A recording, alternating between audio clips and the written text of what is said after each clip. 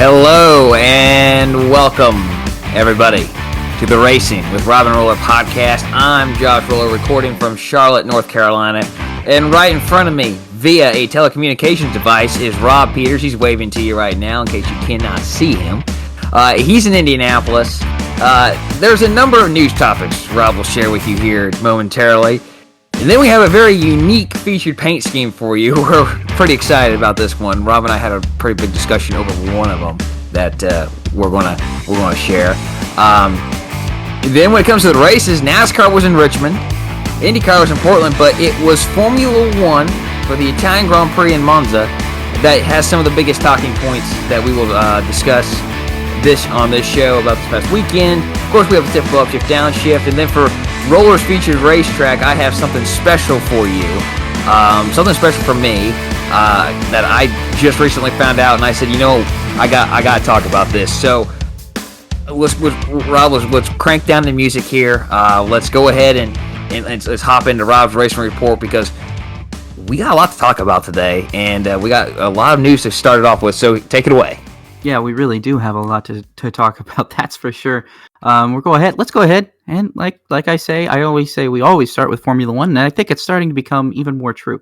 Let's start off with Formula One. So this broke literally right as we uploaded the podcast, pretty much the morning that we finished the podcast. We record these on Monday night, so Tuesday morning we wake up, and of course it's right after we finished recording that they announced that AlphaTauri has confirmed Pierre Gasly and Yuki Tsunoda are being retained for the 2022 season, so they will return. And then again, right after we uploaded it, we even said that it would probably be announced by the time this podcast went up, and sure enough, it was. Alexander Albon is into F1 in 2022 and will drive for Williams.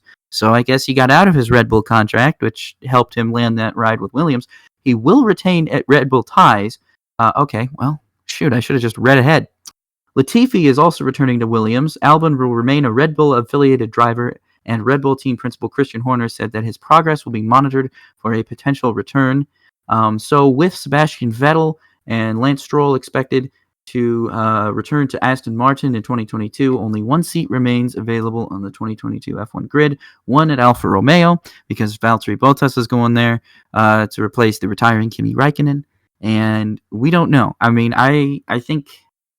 I know Giovinazzi is racing for his ride right now, and I understand that that's probably rough because he had another great qualifying, and he had a great sprint race, and then just made a mistake on lap one, and the whole race went sour for him. What could have been easily finishing in the points ended up being he got beat by Kubica, man. I don't know how you get beat by Kubica, but he got beat by Kubica. So a rough go for Gio, but definitely interesting. And then you have to keep in mind also, and we'll talk about this a little bit later when we get to the weekend wrap up. But F2, I mean, Alfa Romeo team principal was with I can't remember his name off the top of my head, but he was saying, "Hey, we're gonna wait until the F2 season kind of wraps up," which, by the way, is annoying because if you think I can't believe that this was the first F2 race in since late June, since mid-June, mid to late June, since Silverstone. That's ridiculous. That's so silly. I'm so glad they're abandoning this the way they're doing things this year and going back to F2, F3 are on the same weekend, and they both run two races, a sprint race and a feature race. We're not doing three races anymore. We're just doing two. Because this is what's crazy to me is Formula Regional was doing three races and Euro Formula Open was doing three races. And they've all both of those guys have cut down to two race weekends. So F2 and F3 are doing three race weekends, whereas all of the feeder series below them cut down to two races instead of three. I think it's probably more COVID related, but right. But they said the whole thing with F2 and F3 doing that was COVID related to minimize costs. That's what I mean. So maybe next year instead of having 7 or 8 race weekends, they'll have 10 race weekends when they have two apiece or 11, something like that. 11. I say it could be more than that if they wanted to, but yeah, at least just, cutting travel cost. You're already in one spot. Let's run 3 races. Yeah. Anyway, we'll see. So the Alfa Romeo ride could go to an F2 driver, or it could go to an outsider. It could go to, anybody. We don't really know. This is the last domino to fall in the F1 silly season. Right. Meanwhile, IndyCar's silly season is still in full swing, even though we don't have a lot to report this on. Not much broke, but I'm sure it's just, we got 2 more races left, 2 weekends left of IndyCar racing. So I think we'll probably start getting their news here very short, at the very least by Long Beach, I would hope, right? I would think there'd be a few announcements by Long Beach, because you would want them talking about that pre-race, right? Yeah. But we do know that Callum Ilott is closing out the season with Yukos Hollinger Racing. He will drive number 77 at Laguna Seca and Long Beach, which is great because I was praising and hyping Callum Ilott last year in F2, and I'm sure if you listen to those podcasts, you know why I was doing it. This guy was very good, very talented. So I'm very happy to see him go with Juncos, because I think that can be very helpful. I think somebody who's as young and as talented as Callum Ilott can very much help get Juncos up to snuff where they want to be. I think just sometimes I would take a veteran in that case, but I think Ilott is advanced enough in how much time he spent in feeder series. Clearly he has backing. Sadly, not as much as Mazepin, but he's going to hopefully help them out, and that would be great to see because Juncos is a good little small town team. I guess a smaller team. I've been around for a couple of years, but has been pretty solid in Indy Lights. So, and the next piece of news here, this is interesting. So, speaking with IndyStar's Nathan Brown, and I'm saying this right now, I work for IndyStar. Roman Grosjean says he has committed to a full IndyCar season in 2022, but he has not yet signed a contract. So he's running the Indy 500 next year. He's running ovals next year, but he hasn't signed a contract. We don't know where he's going to go. We don't know what seat he's going to be in, but we know Grosjean's running a full season next year. It seemed like NBC was hinting during the IndyCar race that he's going to Andretti, in this kind of like with the paddock. Most people have hinted that. I think that's the hot rumor, and I'd be surprised if that wasn't. I'm sure that he's in talks with Andretti. Like when he says he hasn't signed yet, it's not like the contract hasn't already been drawn up. They're just agreeing to certain provisions and trying to get sponsorship to fall in line. And then once all that's together, then I'm sure he'll put pen to paper and it'll be a done deal. Yeah. So I'm sure that announcement's coming. Like I said, in the coming weeks, it'll probably. I don't know what announcements we're going to get after this podcast goes up, but we'll talk about them on next week. Yeah, we'll talk about next week. So we'll see. Yeah, that's the beauty of doing. You're not doing a daily podcast; you're doing a weekly podcast. You kind of sometimes you have to pick up news like a whole week later. This will be last week tonight, but for racing. That's what it is. We're not on the level of John Oliver, but at least I'm not. I'm not nearly as funny. I'll tell you that. But anyway, let's move on to Supercars. Because there's a lot of Supercars news, Josh, this week. I got to tell you, there's a lot of Supercars news, and I hope you can keep up with it because we talked about it last week that Andre Heimgartner had left Kelly Grove Racing, which was really surprising to me because he'd gotten his first win this year for Kelly Grove Racing. It really looked like he was building that team up, and that team in general was just growing and going to hopefully be contending for more race wins. But he has announced that he's going to Brad Jones Racing next year. And the reason why he's going to Brad Jones Racing next year is because there's an opening. It's because we learned this weekend that Nick Percat is leaving BJR at the conclusion of the 2021 season. So this was surprising because Percat is clearly and easily, hands down, BJR's best driver. BJR is not the greatest Supercars team. Let's just say they're not really on the level that everyone else is, really. But Percat was easily their shining star and the driver that was carrying the team for the most part. And so Percat's gone. And I assume, and if it's just a simple driver switch with Heimgartner going to BJR, I assume Percat would probably be a big leading candidate to replace Heimgartner at Kelly Grove, which would be a huge step up for him because Percat has proven time and time again that, like I said, he's better than the equipment he drives in. I think that would be a good move for him because Kelly Grove Racing again is growing. They're getting better. They're starting. They can compete for race wins. I think that would be a great move. It's just a little bit of still of a confusing move. It seems like a lateral move for Heimgartner. I think I'm curious to see why. I'm curious to read and understand why he really made that move. I mean, I mean he's got sponsorship, so it's kind of the ball's in his court. I would think you'd want to stay with a team that's building momentum instead of one that's kind of not really had any for the past several seasons. Just interesting to see that. And then, we got some schedule news here about the Supercars too. So Supercars officially announced this weekend that the Gold Coast 500 has indeed been canceled for 2021. So no more, not Surfers Paradise is canceled for another year. It was canceled last year and now it's canceled this year. And the next Supercars event is currently scheduled for October 3rd and 4th at Winton Motor Speedway. What was the race canceled at Phillip Island? Was that yes. That was another race that was canceled.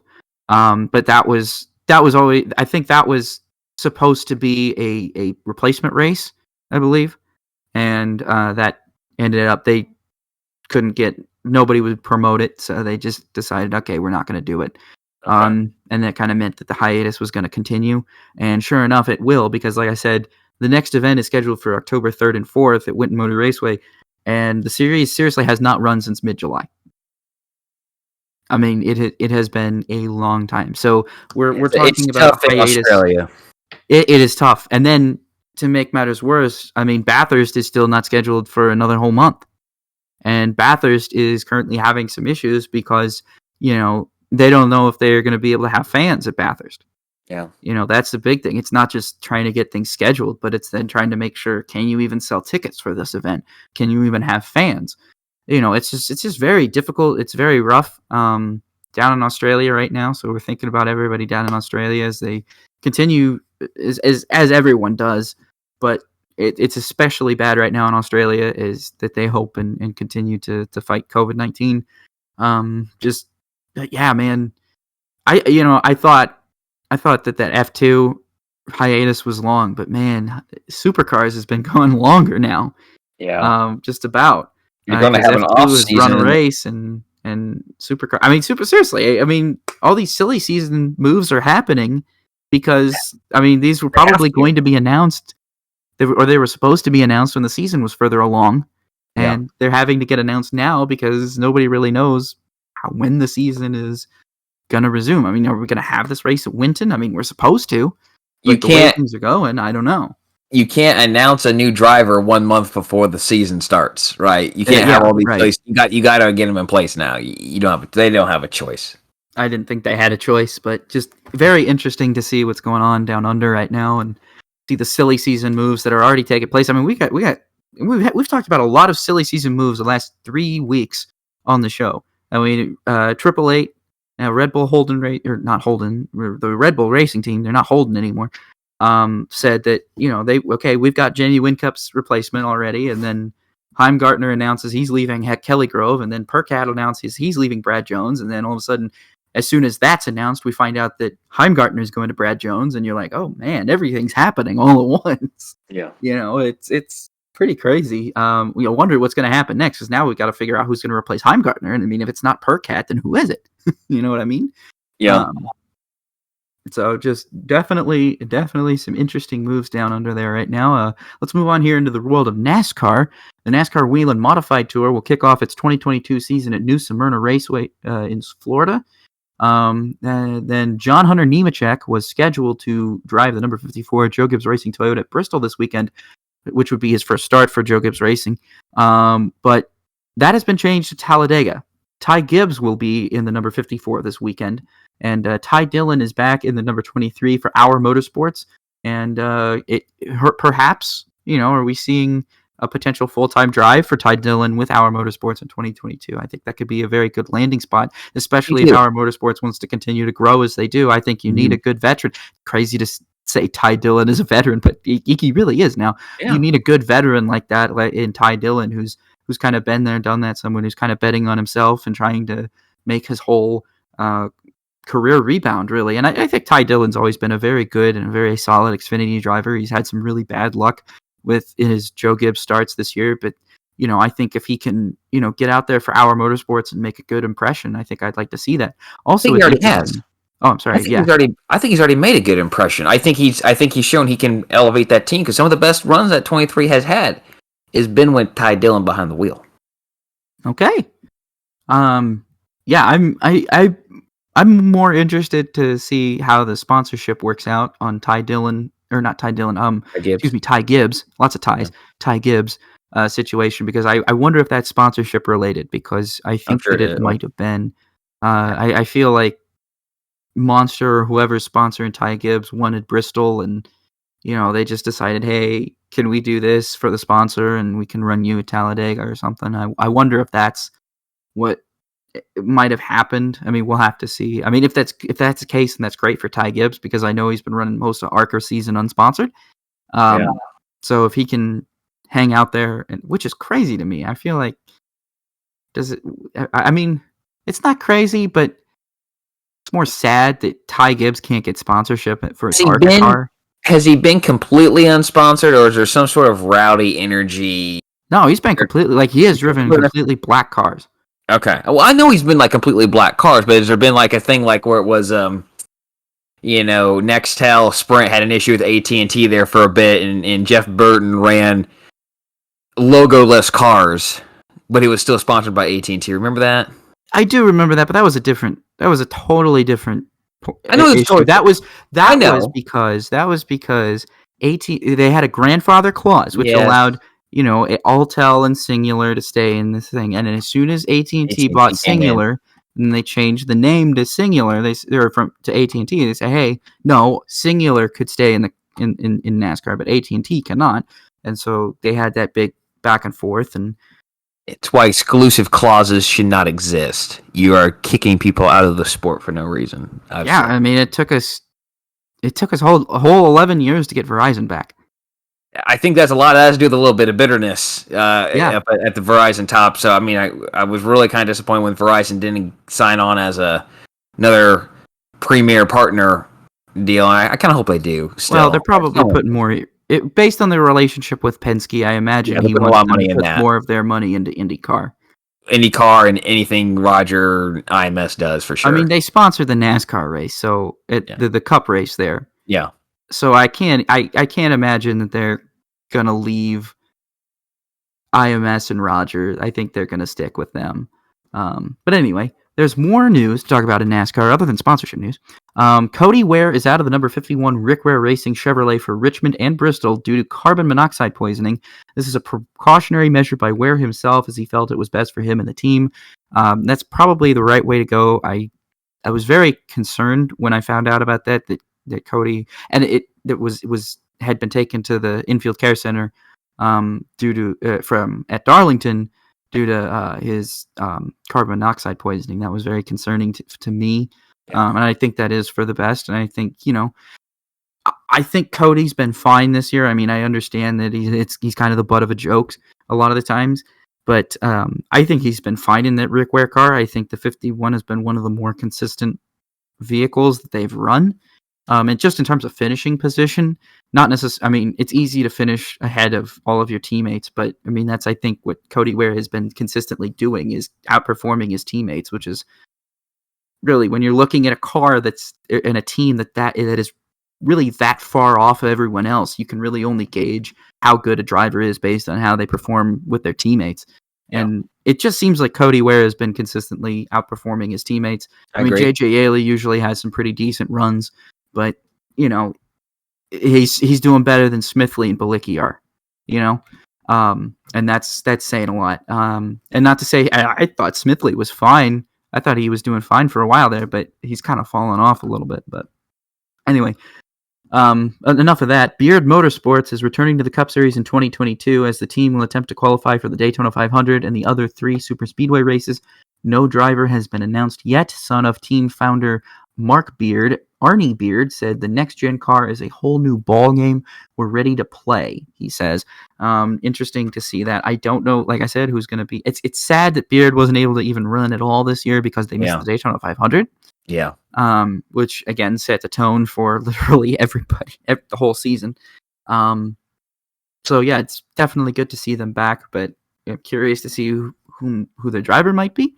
If Ty Dillon is in that Our Motorsports car next year, I would like it. I would prefer to see it go to Ty, just because I think he's a good plate racer. He is. I agree. I would prefer to see it go to Ty than anyone else. But who knows? Who knows who it could go to? We'll see. Colby Howard is joining McAnally Hilgeman Racing. I'm not used to that. I just think of Bill McAnally. I don't think of McAnally Hilgeman Racing in the Camping World Truck Series in 2022 as the team expands to a 2-truck operation. The day after this announcement, Howard was released from his JD Motorsports driving duties, which, wonder why. Toyota Chevrolet, probably. Right, but you gotta let the guy finish out his season. It's know. not fair to not let the guy finish out his season. I mean, that was kind of a surprise move too. Howard hasn't done completely. He hasn't really done too bad. I feel like he may has not outperformed Castle, but he sure as heck outperformed Earnhardt and Vargas, in my opinion. That's I don't know. I don't know. That kind of rubbed me the wrong way. How it all went down. How that all went down. It seemed like JD Motorsports was like, okay, you got a job other than us? Okay, screw off later. It just doesn't sit right with me. I don't know. Sage Karam is making 2 more Xfinity Series starts and a debut race in the Truck Series, all with Jordan Anderson Racing. He will race this weekend at Bristol and at the Charlotte Roval in the number 31 in the Xfinity Series, and he will race the number 3 truck at Martinsville. So definitely some short track and Roval experience for Sage Karam. I'll be interested to see how he does on the Roval. I think he might have an advantage there, where it'll be more of an even playing field. Allmendinger will be there, so maybe not an even playing field. But I feel like he'll have a good shot. It's going to be it'll be his 3rd race in an Xfinity car, but his 2nd race on a road course. Maybe it'd be quicker to pick up the braking points. I could see him getting a top 15, maybe a top 10. Yeah, I would say so. Now then, the last piece of news here. It is possible that the 2022 NASCAR Cup Series schedule will be released this week. Expected to be included is a return to Circuit of the Americas, Pocono Raceway losing a date, and Worldwide Technology Raceway at Gateway gaining a date. More on this in the upshift and downshift segment, which is probably a good idea because I have some feelings about this. Josh, we should probably move on to our featured paint scheme because I don't know how long it just took me to get through the news. Good gracious, almost half the show. Dang, we're going to have a 46-minute show today, folks. We're going to be talking really, really fast here, so we're going to do some of these medical commercials here. Okay, I'm going to stop. Well, actually, what people can do is they can adjust they can actually adjust the playback speed of our podcast to make us sound higher pitched, like if you really want us to sound like chipmunks. We could. I wouldn't want to listen to myself as a chipmunk, though. I feel like that might scare me. Anyways, featured paint scheme time. We told you it was going to be something unique. And again, this all stemmed from a conversation Rob and I were having on Saturday night about a die-cast car my dad found and said, hey, do you want this? And I didn't know what the heck it was. So for $1, I said, pick it up. Yes, Rob, I don't know if I mentioned that before. It was $1. So today, Forgotten or Obscure is the parameters that we are playing by today. Rob, I love yours. Tell the listeners what you picked. So I have picked a scheme that is so obscure that it doesn't even have a picture. There's never been a picture of this paint scheme found. At least it does not exist on the internet. I'm certain that people have seen it, but the only descriptions of this car that we have are basically upon hearsay from people who have seen it. And that is, did you know that in 2002, Jimmy Spencer was entered in a number 42 Target Dodge for the Watkins Glen race? Scott Pruitt qualified Spencer's number 41, but Spencer failed to qualify this number 42. This was because this was during an era where practice and qualifying weren't always broadcast, so there is no known photo of this car. However, it is said to have been identical to his usual Target Dodge that he drove in the Cup Series back in the day, that he, tried to kill Kurt Busch with on a number of occasions, but with a 42 instead of a 41. So a very interesting car. Like I said, it is almost impossible to find a picture of this car. Now, I have attempted to recreate it myself, but again, you don't have much to go off of. Again, only hearsay. Yeah. So it is very interesting to see that this car existed, period, or even just hearing about it is crazy. Because, you look up on Racing Reference and you'd be like, oh, Jimmy Spencer, he entered 35 out of 36 races in the number 41, and this one race at Watkins Glen that he failed to qualify, he was entered in the 42?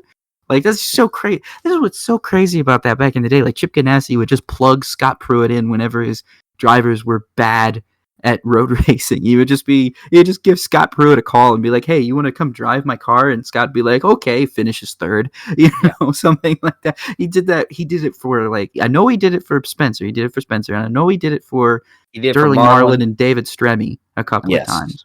Then they entered him in the 09 and the 39 in a few occasions. Yes. Now those were cool looking cars. I appreciated those, but those weren't obscure. I mean, those weren't obscure. No, they were more like fascinating enigmas than like obscure. Yes. This is something that you can't see a picture of. Like, that's how obscure it is. I mean, you can't get more obscure than something that has not been photographed.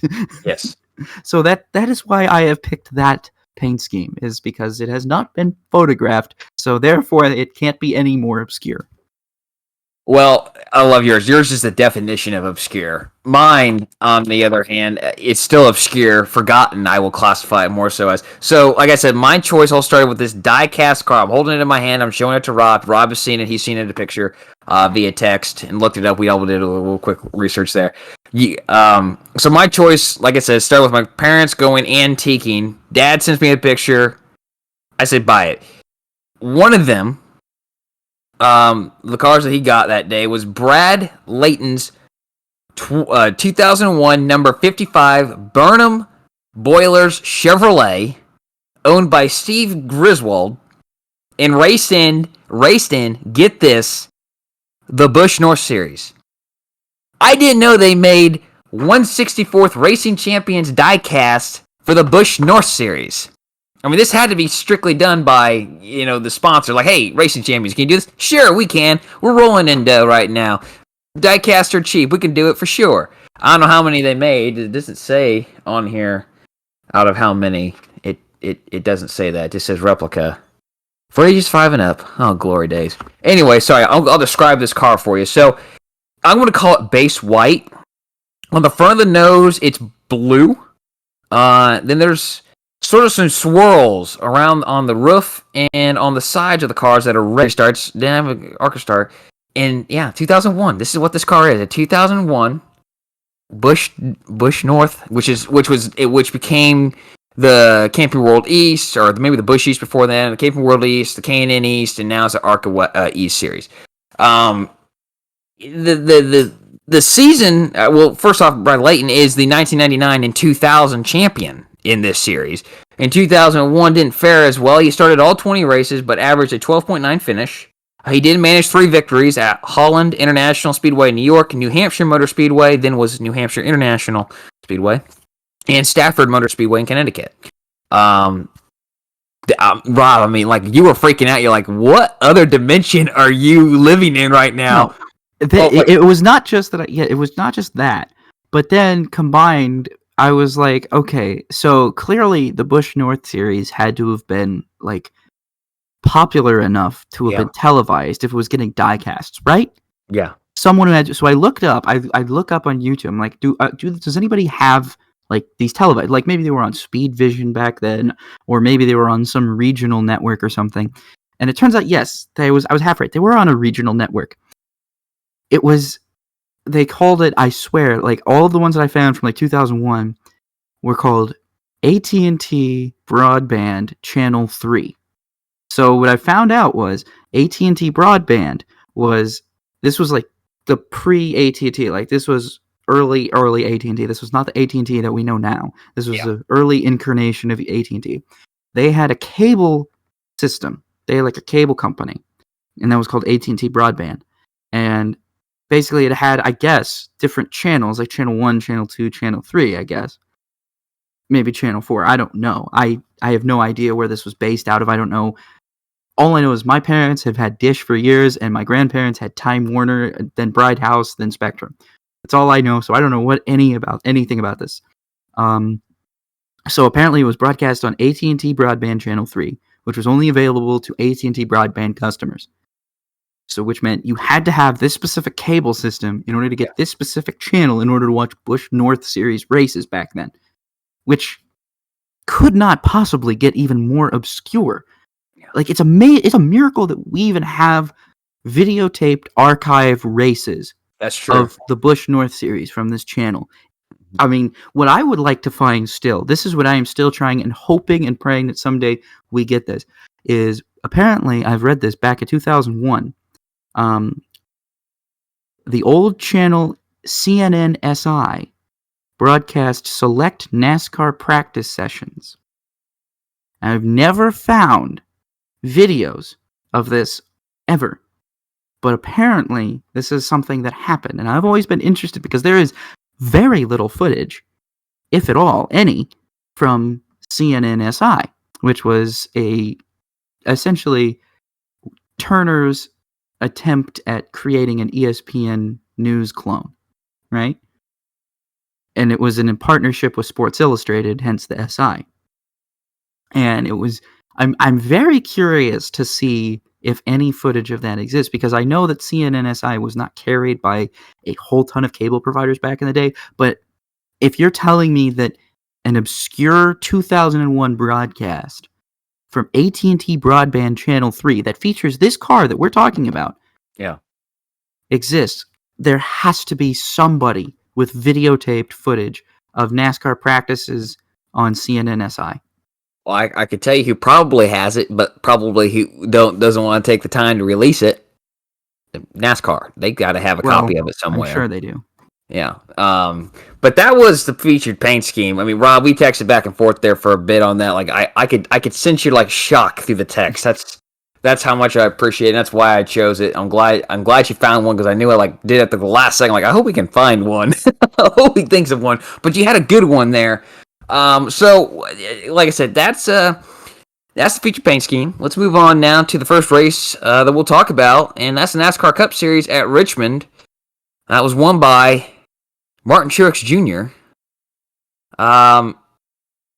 Rob, this race, there wasn't a lot of restarts, there wasn't a lot of cautions, but I still enjoyed the race. Not going to be one of the races that you're going to remember the most of the year, but I appreciated the strategy that was going on, and how the tires, or how guys were trying to jump ahead of guys. Like Ross Chastain had a fantastic race. I mean, this guy's doing his darndest to be kind of that guy who's the upsetter. All right, he wants to put his name alongside AJ Allmendinger's upset winners this year, and he wants to do it in the playoffs, and he wants to get Chip Ganassi another win before they depart NASCAR. But the big thing was, let's talk about Kurt Busch for a second. This dude had a just tire go down and crashes, and still finds himself above the cut line, by the way, by virtue of a tiebreaker. So he's 12th in the standings now. Even after crashing and finishing last, he's tied for 12th with Bowman, but has a tiebreaker. And talk about being a little lucky that, the pressure's kind of on at Bristol, but it's not a must-win. It's not a must-win for him. One of the bigger highlights was Chase Elliott's fight to stay in the lucky dog spot. Now, if that didn't entertain you, after that, because what happened was he was leading the race, or was running second at the time, comes down pit road, and he gets clipped in the back as he's entering his pit stall by Ross Chastain. And he thinks he's shot over the line, and he backs up as his car's jacked up. Well, that makes the car fall off the jack, breaks the jack. They have to bring another jack out there, jack the car back up again. I mean, this could have been a disaster, but the team really acted really well. I was really impressed, because we've seen situations where like the team just goes into full-on panic mode and the driver panics, maybe moves again a second time. But what should have been a relatively 13-second pit stop was only about 25 seconds.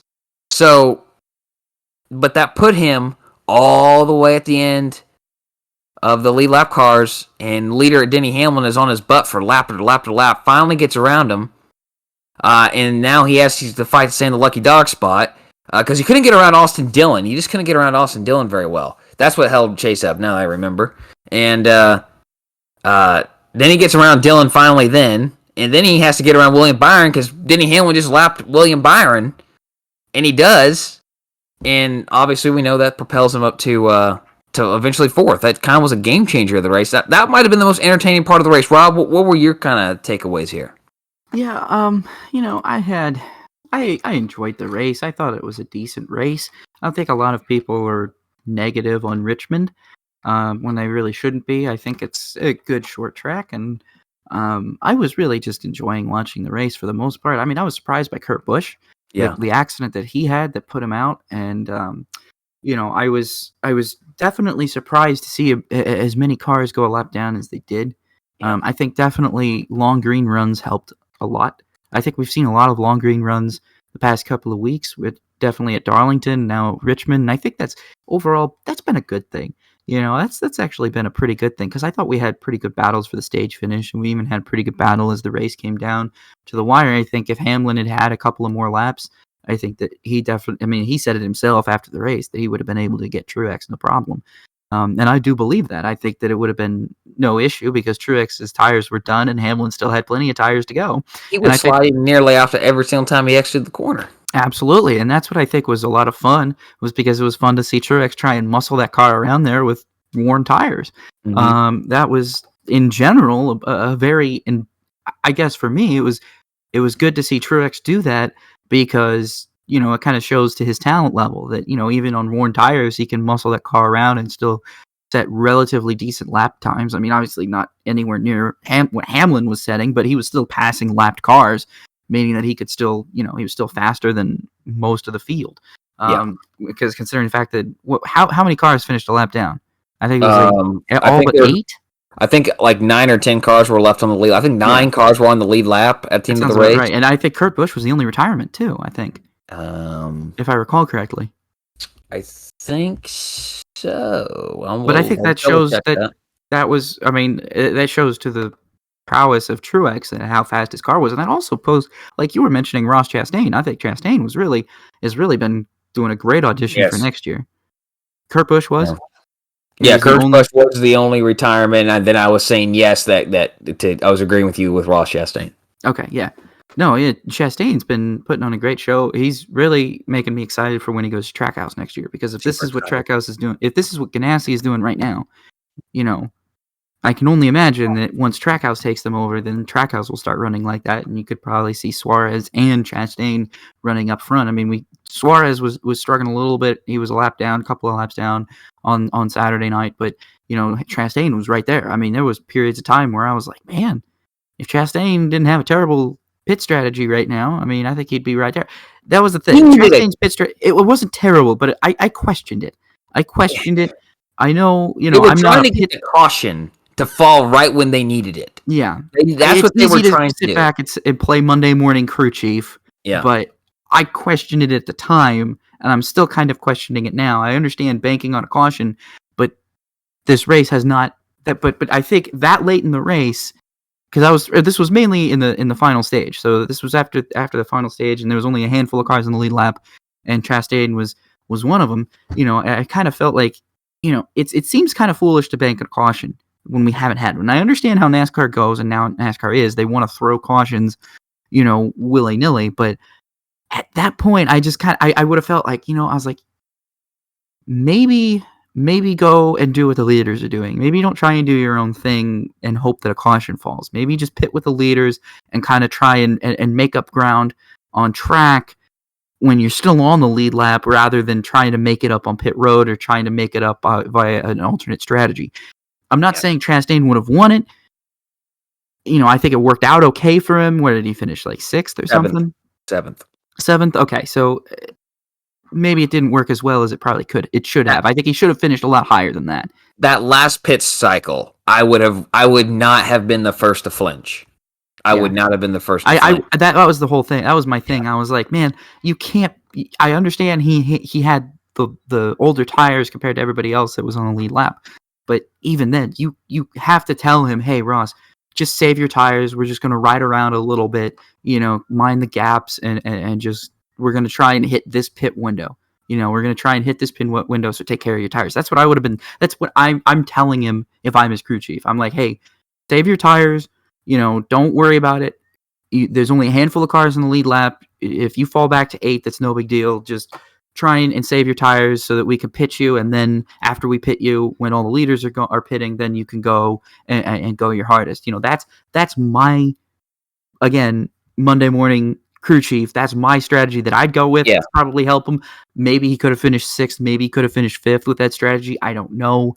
I'm not saying I'm any smarter than his crew chief, but I just questioned the move overall, and I felt like it kind of hurt his chances to be in contention for a better finish. I think he had the 5th best car on Saturday night. I think he had like the 5th best car. I think Truex and Hamlin and Bell and Elliott. Bell is maybe a little bit questionable, but those 4 finishers there were pretty much the front runners of the race. Okay, if Chastain was fast on fresh tires. All right, I felt like he was faster even. Maybe he was running harder. So what I was thinking is, okay, if they can get him, if they can time everything out right, where he is in the lead or second or third in a pit cycle, caution comes out, whether he's pitted or not, everyone's going to come back down pit road for a new set of tires. You're not going to stay out there, and then they're trying to gain track position that way. I think it would have been one heck of a shootout if there's a caution with 10 laps to go.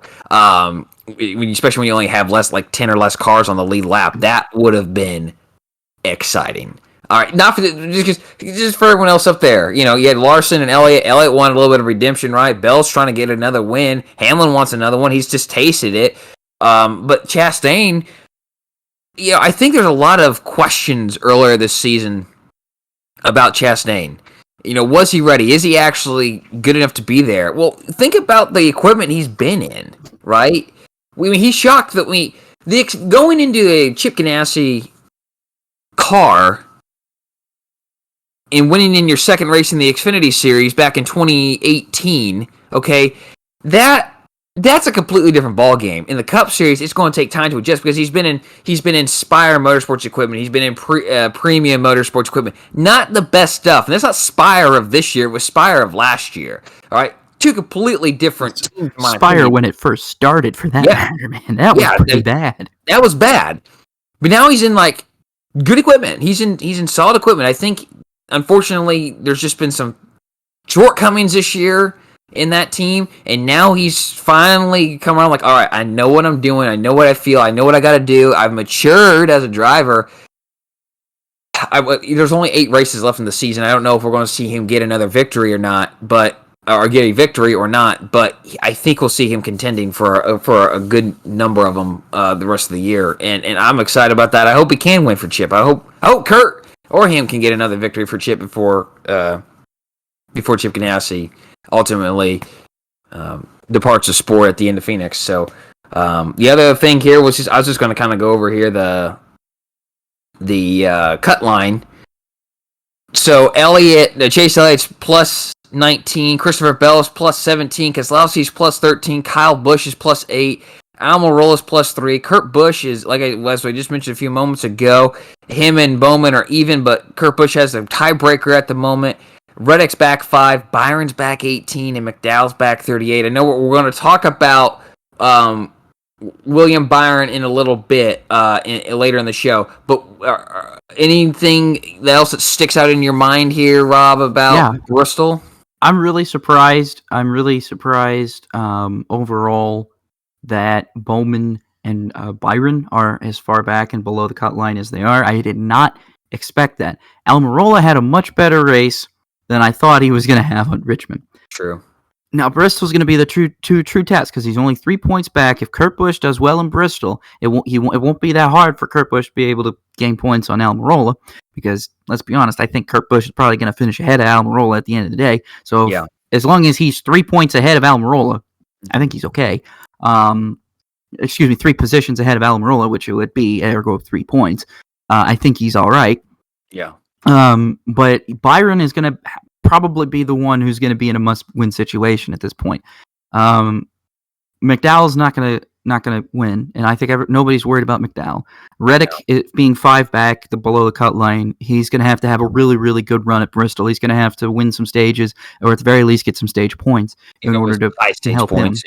In order to help him. But Byron is the guy I'm going to be looking for because I think that they're at the point where they have nothing to lose. I mean, your whole season's on the line here. I think that Rudy Fugle and William Byron are pretty much going to throw the kitchen sink at this car and kitchen sink its strategy and try and go for it. I think that's what they should be doing because at this point, if you're 18 points back. I mean, Reddick is 5, Bowman is 0, Kurt Busch is 0, Almirola is 3. I mean, you're not going to gain that many points. I mean, the likelihood that you're going to gain 18 points on all those guys is very, very slim. I mean, you can without winning the race. Yeah, he's just going to have to win the race. They got to have bad luck. They got to have bad luck. Yeah, bad luck. Exactly.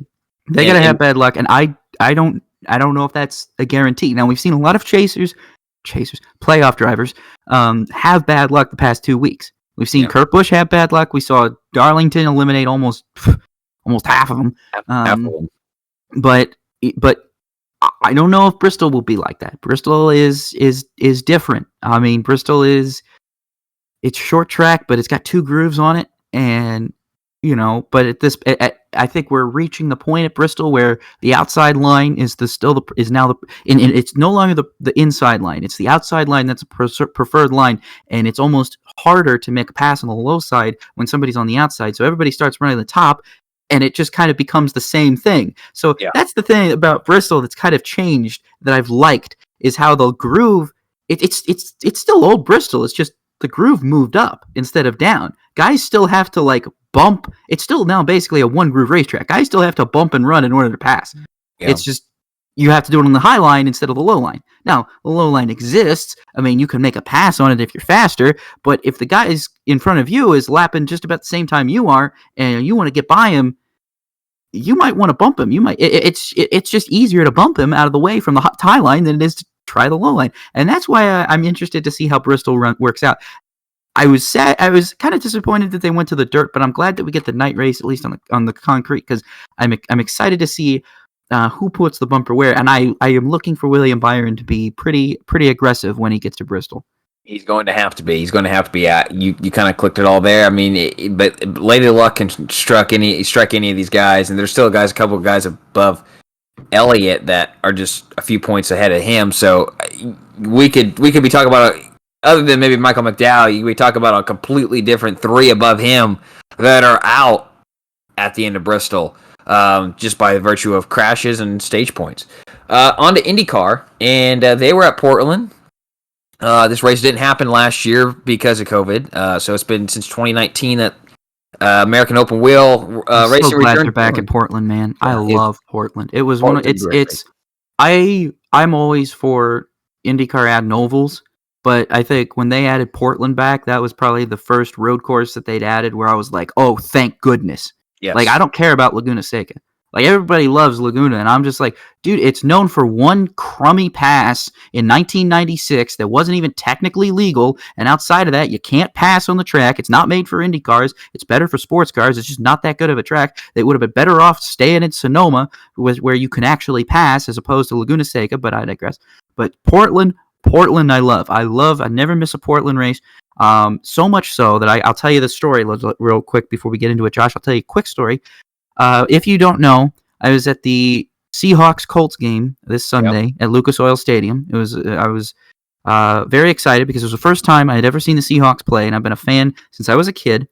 Now, the last time the Seahawks came to Indianapolis was about 2012, I believe, and I didn't have a job, so I couldn't get tickets to that game. Now they come back, and finally I was able to see them, and I was very excited, and I was happy about that. So about midway through the third quarter, the IndyCar race starts, and ever since then, I had the IndyCar race running on my phone while I was watching the game that I had paid $75 to get to. I'm saying that because actually the price of the ticket was $52, but fees suck. Yeah. And they should be illegal. This is the thing. StubHub, no, not StubHub. SeatGeek didn't even tell me what the fees were for. It just said ticket price and then fees, $23. And I'm like, what? What? You don't even tell me what these fees are? You just say fees? Like, what fees am I paying? Anyway, but besides the point. Some of them go to the team, some of them go to this person, and then whatever. No, I doubt that. I think they all go back to Ticketmaster and SeatGeek, but I digress. Anyway, so I'm sitting there watching this game that I paid good money to get into, and sure enough, on my phone, I have to be pulling up Portland because it's Portland. And the worst part about it was I remember the start of this race, because this is perfect segue. I could tell my little story and we could segue right into the start of this race. The start of this race happens. Green flag's about to come out, and I'm looking down at my phone. And then I look up, and Russell Wilson drops back to pass. He launches a absolute bomb down the field to DK Metcalf, who catches it. I jump up screaming and excited, and then with my phone in my hand, and then quickly I look down at my phone, and I'm like, oh, they all crashed. I was like, as soon as I put my hands down and look back at my phone after the cheer, they all crashed. I was like, I just knew that would happen. I saw Monza that morning, and I was like, man, they're all gonna. This is the craziest part. I don't know why, but it amused me how Monza and Portland were on the same day because they both have the same first turn chicane. I was going to say that. Like, yes, it's very. Let's have this every year. Monza, IndyCar, wait until Formula One releases their 2022 schedule to know where Monza's going to be, and then you can decide where Portland's at, because that's where that race needs to be. But yeah, man, there's going to be calamity. It's Calamity Corner. You know what's going to happen. But Rob, what did you think? Okay, what would you say if they mid-Ohio to this race and said we're going to start the race on the backstretch of Portland? What would you say to that? To try to save some cars? I'll say this to you. I say the only way you'll ever get a good start, a good solid start procedure at Portland and at Long Beach is if you have a standing start. Otherwise, it's just going to be a mess. As long as you're doing rolling starts at those two racetracks, it's going to be a mess every single time. And I can't really say it's a track's fault. It's more like the driver's fault, because the drivers just need to understand. I think the drivers, everybody, it seemed like everybody who screwed up that first turn screwed up their whole braking point. They were so focused. It was literally like they lost focus. Some of the best drivers that I've seen, it looked like they lost focus or whatever, totally ignored and missed their braking point and just had to go straight through the chicane or lock their brakes up and spun, because again, they weren't paying full attention, which I don't want to say outright that they weren't paying attention, but it just seemed like a very large percentage of drivers were producing driver error by not braking in time. I was how do you not brake in time? The brake markers are right there up on your left. I mean, come on. They had a very quick lapse in concentration that had, you're talking a millisecond. And they had, and it's costly. You collide, you overshoot the corner. I don't know. I tend to agree with you definitely on the Long Beach one. You're not going to have, but IndyCar shouldn't be doing standing starts. No, I disagree. When Portland, the two times that Portland and Long Beach had good starts was in Champ Car when they had standing starts. Those were the only two times where everything was great. And I will say, I actually was sad that IndyCar could not, back in the mid-2010s when IndyCar was trying to do standing starts, I was actually very disappointed that they actually couldn't get that to work, because I actually was a very big fan of them doing standing starts at certain racetracks. I think, they can have a good mix of rolling starts on ovals and then certain road courses can have rolling starts as well, but I think that there are some tracks where it is just objectively better to do a standing start, and I think it would behoove IndyCar to kind of make sure that these cars and these next generation of engines are more capable of doing standing starts, if not for just the sake of Portland and Long Beach. Because I think that if you're going to have a standing start anywhere at all, period, it should be at those two racetracks, because it's safer and it's better for everybody, for all the competitors in general, if you have standing starts at those racetracks. And like I said, I'm not saying they need to go to standing starts everywhere, but I think that they should look into it again for places like Portland and Long Beach. All right. We can leave it at that there. The Pagenaud power incident there late in the race is Pagenaud's out of Penske, right? He's out. He's got to be out. I didn't want to say it, but I didn't really want to believe it. I really actually thought. From what all the rumors I had heard, from what I was been hearing, it was like it's up to Pagenaud. It's up to Pagenaud, and I'm like, okay, well, if it's up to Pagenaud, then I assume he's going to stay, right? Because you wouldn't leave Penske. Wouldn't leave Penske. Why would you leave Penske? Who voluntarily leaves Penske? Like, you don't do that. The only reason you leave Penske is because he fires you or your contract is up. There's no reason to leave it. Yeah. But if Pagenaud is truthfully done, I hope that he has something smart lined up, and it's not like because you're not going to get any better than Penske. Where are you going to go? Where you're still going to have the same opportunities. Ganassi's full. Ganassi's not going to 5 cars. Ganassi's full. Maybe Andretti. Maybe he goes to Andretti instead. And maybe Andretti decides not to promote an Indy Lights driver, and he takes the Andretti role. You're not. I think no. It's assumed Harvey's going to go to Rahal. So if Ryan Hunter-Reay doesn't take the 60 car, then does Pagenaud? Or is Pagenaud in line to make a return to Schmidt and run for McLaren in a third car? Yeah, I think these that's are all Harvey. legitimate questions I have that lead me to believe that Pagenaud is staying, but Sunday kind of makes me wonder. Well, I kind of thought about myself. I said, well, maybe he's going to sports cars, because I just don't. No, I don't think he's going to sports cars. I think he still wants to win another. I think he still wants to go to IndyCar, but or still wants to race an IndyCar. I think he should still be an IndyCar. But when I think of some of these other players where we're at, I'm like, I don't know where another seat's at that's legitimate. I don't know. We've seen drivers who are champions both in the series and in a series. Big team in a big race go to a smaller, less competitive team. I don't know. When the first time Hinchcliffe left Andretti to go to Schmidt-Peterson, I felt like that was a massive downgrade.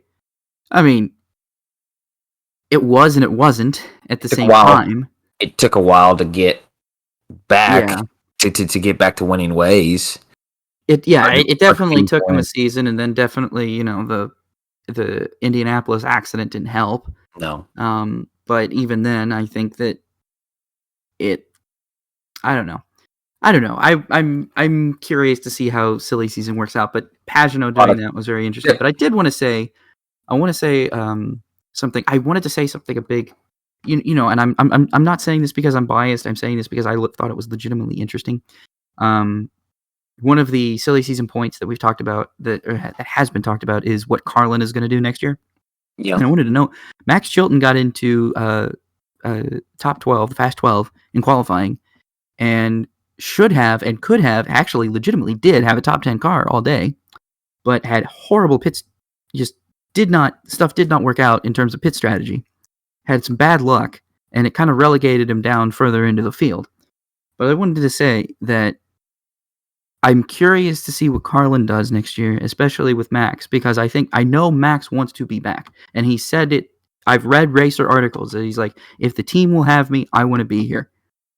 So I guess the ball's really out of his court, which is surprising to me, because I feel like he would have the funding to continue if he wanted to. But it's surprising to me, considering it's not like he's been slow. It's not like he's been super off the pace. It's just that he's had really bad luck and really questionable pit strategy. I think if anything, Carlin needs to bring in a better strategist for him, because when Chilton was with Ganassi, he was doing fine.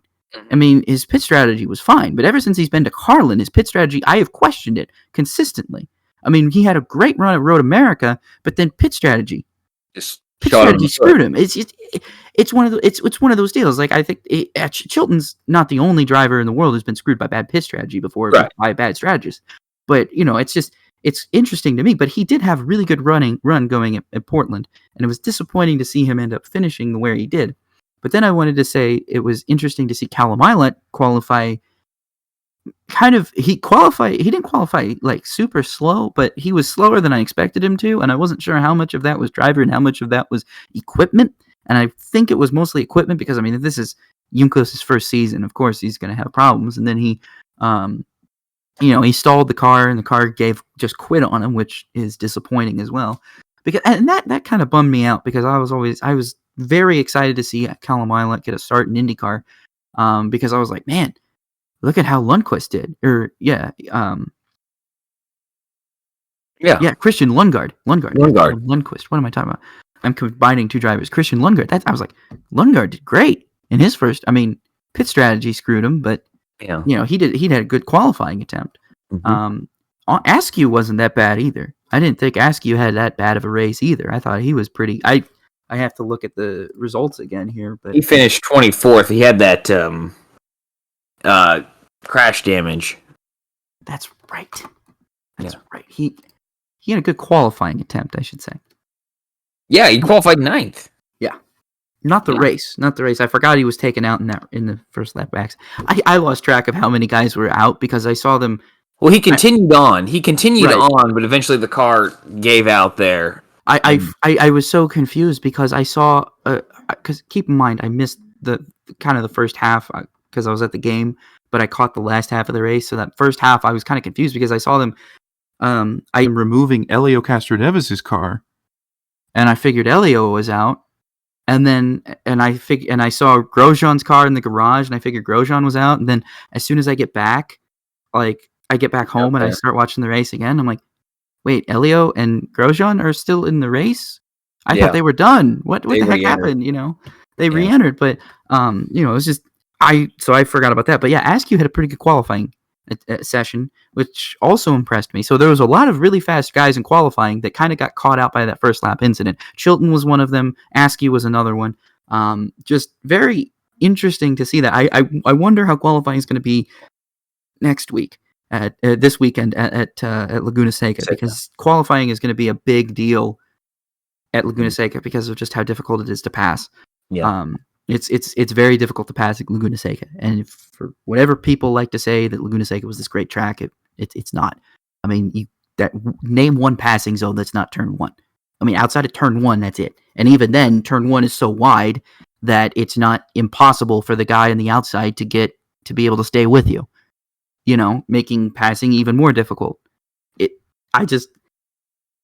only other place is to stick your nose where it don't belong and hope it sticks and hope you don't crash. Qualifying is going to be the key next week. But Alex Palou won.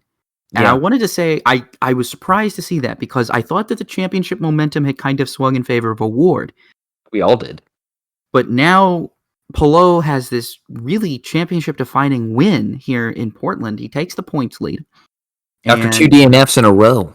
Right. He takes back the point lead from Award. And I really think right now, I mean, Newgarden's 34 back, Dixon's 49 back, Ericsson's 75 back. Yeah, whatever. It's between Palou and Award right now. I think so. I'm sorry. It's between Palou and Award. And it's again, Laguna Seca is going to be huge for qualifying because Award is going to need to outqualify Palou. He's going to absolutely need to outqualify Palou. In order to have a shot at this championship going into going into Long Beach. Yeah. That's my opinion of it. Yes, I mean, you mentioned here Rossi earned his first podium of the season, first since last year's Harvest Grand Prix. That's great for him, but Rossi's not in the championship contention, so I wasn't really paying attention to it. I was really paying attention to how Palou and Award were doing, and I'm looking forward to next week. Not because I'm expecting a good race, but because I'm expecting interesting things to happen in the championship. If only Award didn't have some sort of engine issue. See, because everyone was complaining about loss of power on straightaways, and there's No, two. I thought they said he was in the wrong fuel setting. Well, he was on the wrong fuel. But that was the initial thing. But then throughout the rest of the race, like he was just complaining about power. I don't have enough power. And there's two really long straights at Portland. There's no place to escape that, and that's what makes Portland so fun. Yeah. Is you have like this is the thing. It's like it's two straightaways. It's like two straightaways, kind of a hairpin, and some flowing turns. Yep. It's flat. And it's flat. It's very interesting, but it's great for IndyCars. And I know this is off topic, but it actually wasn't all that terrible for the ARCA race either. I'm just being honest. If NASCAR wants to bring the trucks back there, I would love to see the trucks go back there. The Cup and Xfinity can't race. There's not enough pit stalls, but I would love to see the trucks go back there for sure. You mentioned championships up there. I'm looking forward to Laguna Seca, like you said, in Long Beach, because I would love to see a young guy like Palou or Ward get it. I'd love to see a Ward get it, just simply because he doesn't drive for Andretti, Ganassi, or Penske. Sorry, that just see a new name up there, and I'm always for anybody but Ganassi winning it, because I love seeing the championship number one run the next year. Now, this is not a knock on Ganassi. I understand why he doesn't do that, and I respect the decision. Yeah. I don't hate him for it. I don't wish that he would change it. I just accept it. It's okay. But it's kind of why it's let's be honest, it's kind of the reason why I sort of root against the Ganassi guys to win the championship, because I just want to see the championship one be run the next season. That's why I'm curious to see if this is a good way to segue into Formula One. I'm curious to see if Verstappen wins the championship. Will he take the championship one? Because I would like to see that return in Formula One, because it's not been around since 2014. This is 2013 actually. So I'd like to see that return. Yeah, Formula One time here. Rob, did you watch the sprint race on Saturday? I did. I absolutely did, because it was convenient for me. I watched the Formula 2 race in the morning. And then I fell asleep, and then I woke up to watch the sprint race, and then the second Formula 2 race, and then I watched the Xfinity race after another nap. Do you think the sprint races should stick around in 2022? Yeah, but I don't think they should completely replace qualifying. I think it's okay to do like 3 or 4 of them every year, but I don't think it should be any more than that. I think it should just be kind of like a way to, mix up the race weekend and maybe mix up the season a little bit, and kind of throw in an extra curveball for some of the drivers, especially in the championship. But I don't think it should become an every weekend thing. I think what they're doing with it now, we're having it run on select weekends, like it Great Britain and now at Monza. I think that's really fine. I think it worked out great in Silverstone and at Monza. I actually quite enjoyed it at Monza. I thought it was a good little spurt of entertainment, and kind of seeing where guys were going to line up on the grid. Well, it's more so of entertainment from, not trying to interrupt you, but was Hamilton going to be able to get around Norris? Is he going to be able to get around him? Because it wasn't going to be for a championship point, but it's a good spot up on the grid, right? And especially when everybody knew that Bottas was going to have the penalty that was going to drop him back to the end. So as soon as like Bottas is running off and in the lead, it's like, all right, well, now this is wherever I am now. I'm going to move up one spot, so let's try and get another spot and move up even further. It was kind of an interesting incentive for a lot of those guys. Obviously, that's not going to be the case in every sprint race, but it was definitely it was an interesting dynamic, I think. And I think Bottas having that penalty is part of what made for such an interesting dynamic. But yeah, even the point swings, I think that it's interesting. I think that's why I like having it select. Like, I think that's kind of why I'm okay with it. Them only running like 3 or 4 sprint races, because I think you have it's kind of like throwing up some bonus points for the championship leaders. We literally threw up like 3 bonus points for Hamilton and Verstappen. And when you're in a championship that's this close, those bonus points are everything. So it's kind of like, I didn't like when they were doing double points, and I'm glad they're not doing that anymore. But this is kind of a neat little way to throw in some bonus points and kind of spice up the championship and make it, especially when it's close. Obviously, when the championship is, in a Michael Schumacher-like situation where it's won by July, it doesn't really matter. But in a championship like this, where Hamilton and Verstappen are swapping the lead almost every couple of races, I like the sprint races kind of throwing a little, extra piece in there by saying, hey, if you can finish first in the sprint race, you get 3 bonus points. And if you set the fastest lap next week in the race tomorrow and win the race, you get an extra bonus point. And those bonus points, they add up at the end of the season.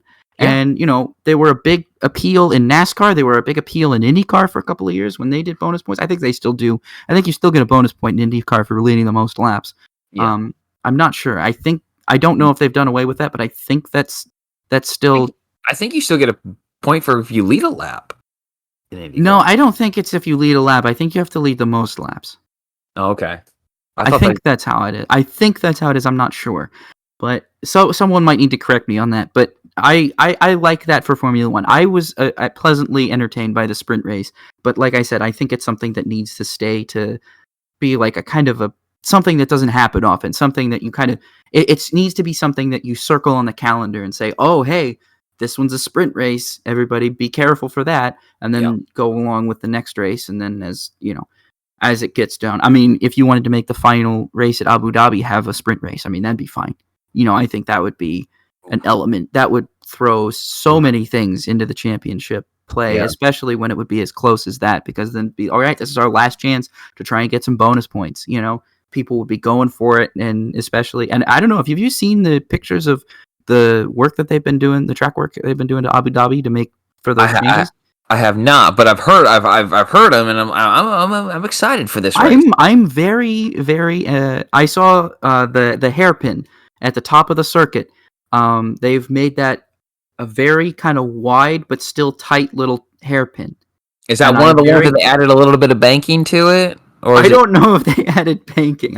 It'd be neat if they did, but definitely they're really trying to make that Abu Dhabi track a lot better, which is fine as is. I mean, look, I already appreciated the track as it was, but because I think it's the most picturesque track in the whole Middle East. Let's be honest. Oh my gosh! I mean, of all the tracks in the Middle East that you can argue going to, I will say, well, stay in Abu Dhabi because at least it looks pretty.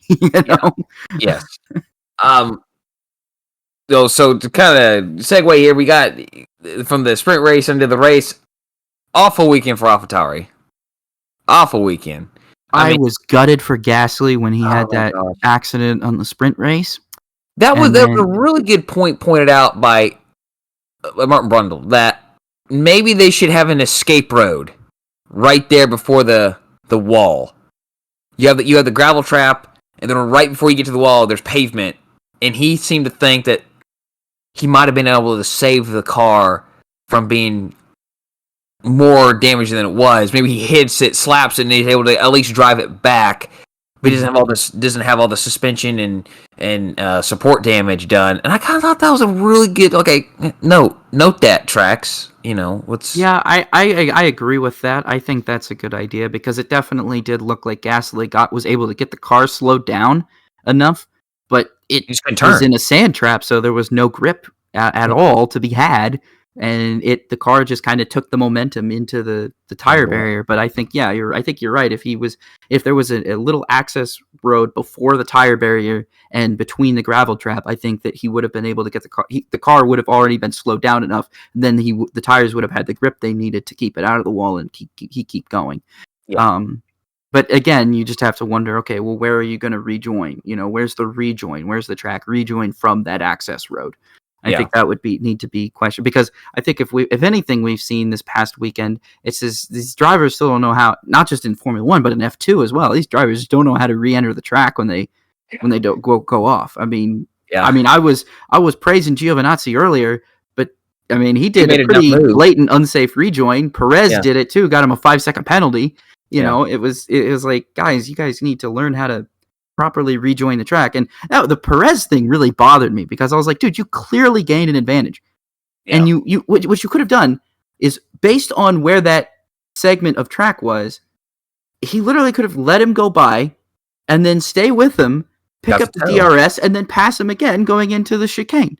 I don't know why he just never relinquished the position. He just kept going as if it was no big deal. And I was like, dude, you just threw away your whole race that way. You just threw away like 2 positions doing that. Why? For what? For what? Yeah. Pride. Well, probably because the team was telling them you cut the course and you didn't give the spot back. The team was probably saying, "Don't give it back. We're going to like get it clarified." And it just always give it back just to be safe. That's my rule of thumb. Oh, especially when you're at Monza and a track like that where you can get DRS if you're that close and pass them again. Yep. I just felt like, just Perez had it so lucky. Yeah. Just follow him through those the top part of the section and then get the DRS going down the back. It was so easy. It was right there in front of him. It presented itself right on a neat platter where he could still get the position and not get penalized. And yet he chose neither. Yeah. In speaking of sort of track limit related, I am sick to death of track limit conversation happening when you're lengthening the course.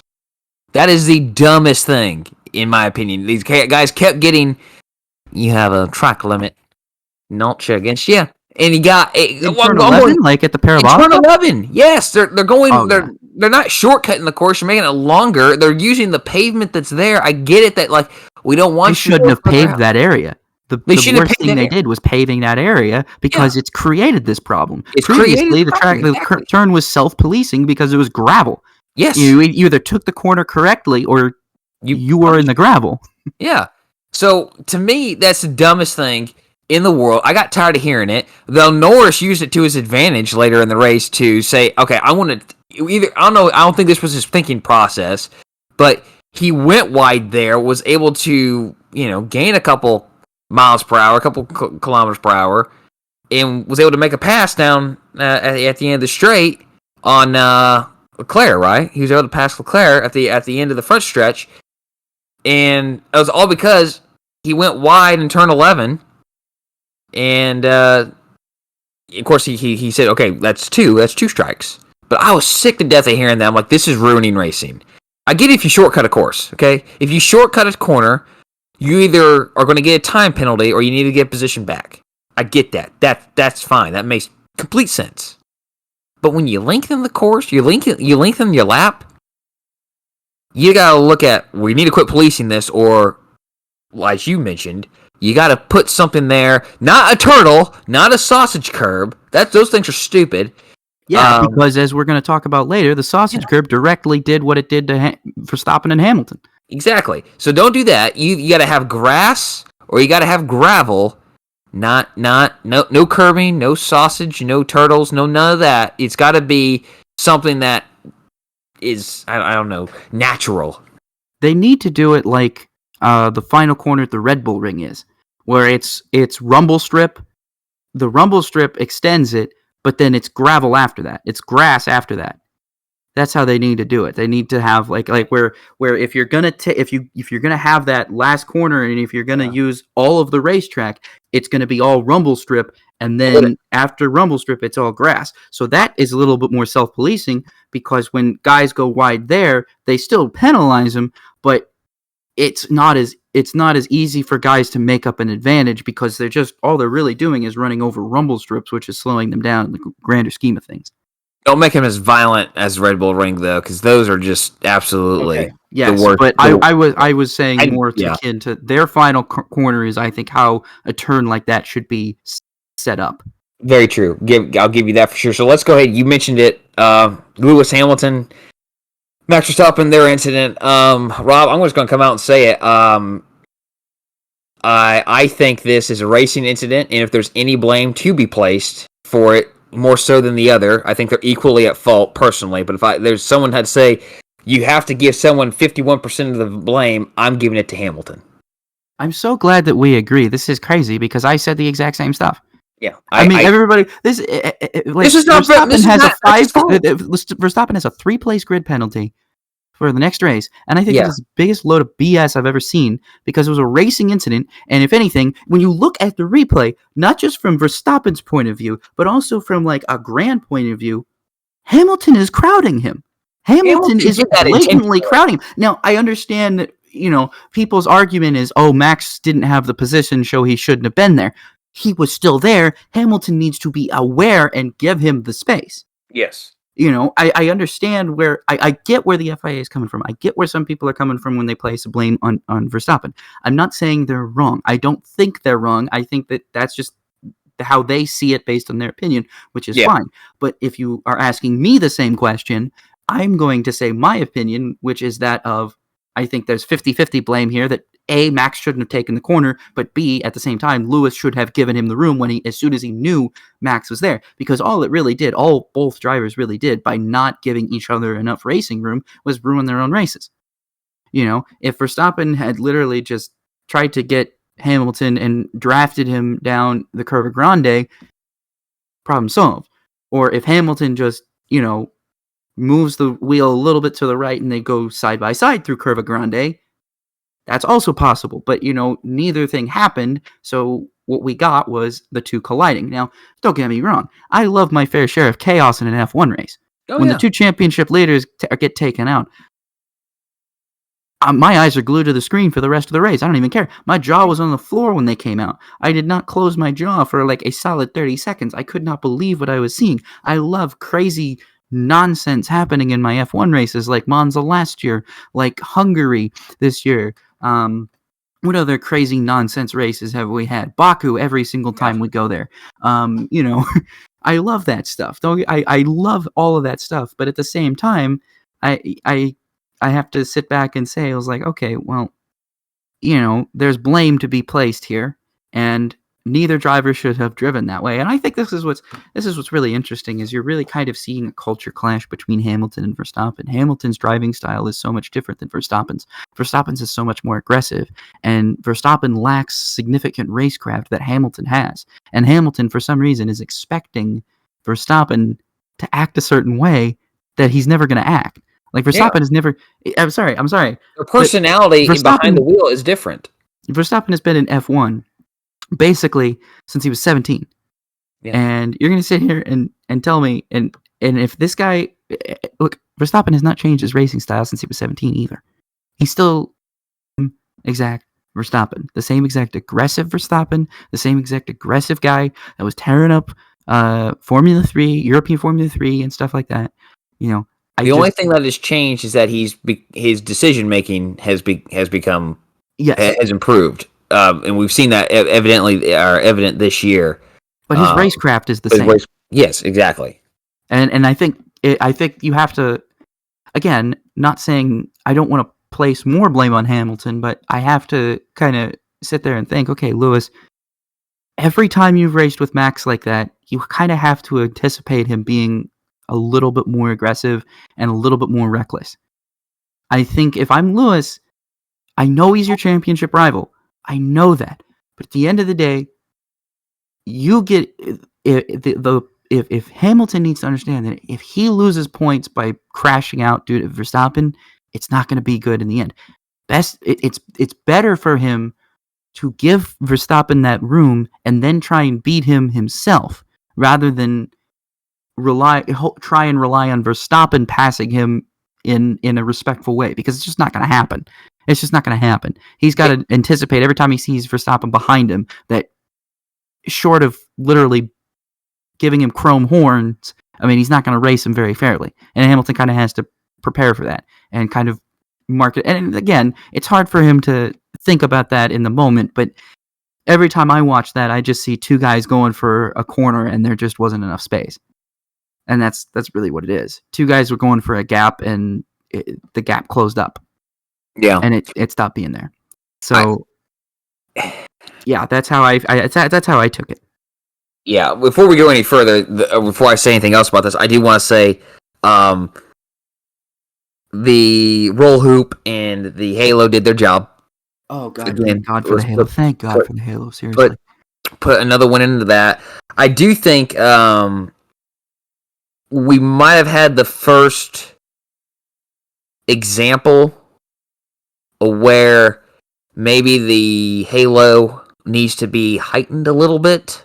Because, I mean, even when you look at some of these cars, yes, the halo in front of it is maybe level with the helmet of the driver, but the rear part isn't. I don't know if that would have made a difference if you had it, if it was sort of level like the IndyCar aero screen is. I hope maybe that's something that we'll look into. I'm sure I would hope that the FIA and F1 are looking into this. Okay, what can we learn from this? What can we improve for future cars, for future seasons, if not next season, right? Yeah, I said they're going to crash right when Hamilton exited the pits and he moved over to the right because he crowded Max. Look, he crowded him, as you said. And when they crash, I immediately didn't place blame on Max on that at all. It's a racing incident. At the end of the day, I'm chalking up to a racing incident. Okay, but I saw Lewis just centered your Prost at Japan 1990. That's what he did. That's what everyone was saying on Twitter. That's what happened. Okay, instantly came to my mind, and I actually texted a couple of guys like, "Center Prost, what's going on here?" Oh gosh. Okay, yeah, I get it. It totally looked like that, though. It was honestly, I think this is kind of what it goes back to Silverstone and the British GP. Lewis knew better. He knew better. That's what it came down to. I mean, I was saying a little bit of that earlier, where he should know better. He should know that Max is not gonna give him space. Max is going to crowd him a little bit more. Not even that, but he knew the two cars weren't going to fit through there. If he does that to Giovinazzi might give. Or maybe it's not a good example. He does it to Vettel or Alonso. Do you think they're going to give? Like, hold on a second. You can't crowd me like that. Are you seriously assuming that Vettel, Alonso, and Giovinazzi could be anywhere close to passing Lewis Hamilton? In the same situation, if you put them in that car, where they're going to say, "I have the line. I have." Maybe say Perez instead. Maybe Perez makes more sense. I was trying to put a champion. I mean, because Perez has great racecraft, and he's proven it before. I mean, I just bashed him for not giving up the position, but again, you're right. It could have been Red Bull telling him not to, but I was just trying to. I think Perez has decent racecraft. I was just trying to put a champion and an aggressive racer in the same seat as Verstappen. I just think that he knew what he was doing, and you know, I've been a fan of Hamilton. I've enjoyed. He's a guy I've liked, but I gotta call a spade on this. And this is not. It's just not. It's not impressive to me. I just don't understand why. I understand you don't want to give up because once he passes you, I don't think Hamilton's going to pass Verstappen again. Verstappen's going to drive away, and you lost points. So what you effectively did, Verstappen got 2 points in the sprint race, right? So, and Hamilton got zero. Hamilton got 0. So what effectively happened was, okay, all right. He gave Verstappen 2 extra points in the championship, and that was it. Yeah, he gave him 2 points instead of giving him however many it would have been if he was able to, you know, pass up there wherever the chips fall as far as the finishing order. So he said, okay, I lost 2 points instead of losing. Let's say he finishes third and Verstappen's second. Okay, let's say that happens. So I'm going to lose 2 points. Still assuming Ricciardo wins this race even after they take each other out. If they don't take each other out. There's no way Ricciardo wins this race unless they don't take each other out. I'm just saying, okay, if Ricciardo maintains the lead on this, that he gets 18 and Hamilton gets 15 points. Okay, I've lost 2 points instead of 5. That's how close this championship. That's how fierce it is. We've harped on this a lot here. Let's move on to Ricciardo. I mean, winning. Thank goodness Ricciardo's back in victory lane, or the top step of the podium. The shoeies are back. He gave everyone a shoey. Zach Brown got a shoey. Lando Norris got a shoey and immediately regretted it. He asked in the press conference, my favorite one was he asked Valtteri in the press conference, he felt really bad. He's like, did I offer you a shoey? And Valtteri said no, and I wouldn't have taken it anyway. And he felt so bad for not offering him. And Valtteri was like, yeah, no, I want no part of this. Yeah. I was like, but Ricciardo, when he said that, he had this look of genuine, like he felt so bad, like he offended Bottas by not offering him a shoey.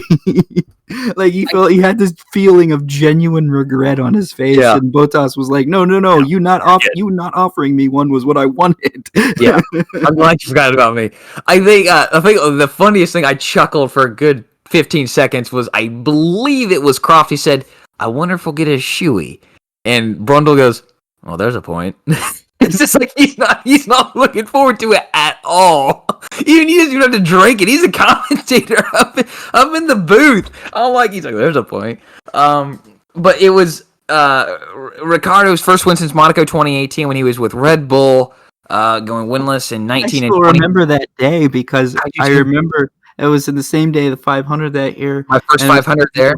It was big deal because I remember Will Power. Someone told him.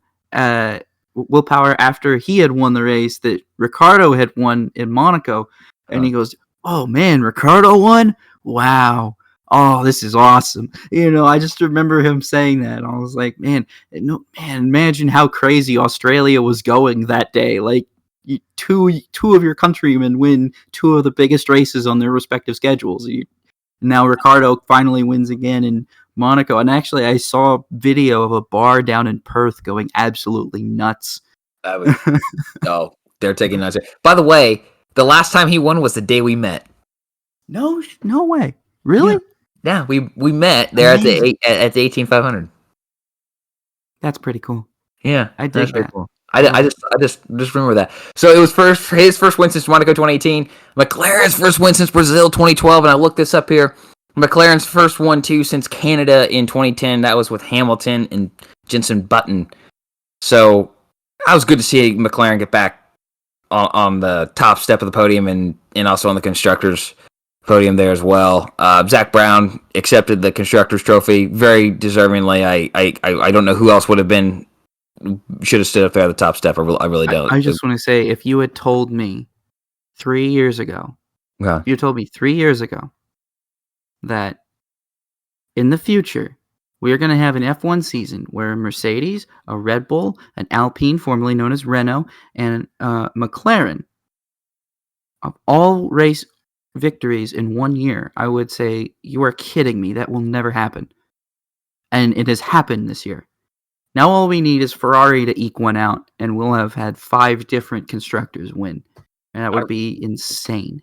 How many did we have win last year? We had a Racing Point. We had AlphaTauri. Racing Point, AlphaTauri. We had Ferrari. We had Red Bull. We had Mercedes. Okay, so 5. So it would have been 5. So now we just need we need Ferrari to get that breakthrough win at some point to tie last year. I really want to see. I want to see Aston Martin get a win though before Ferrari.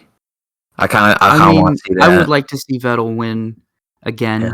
I mean, I've always liked Vettel. It's kind of bummed me out to see him kind of just not be up to snuff the last couple of seasons.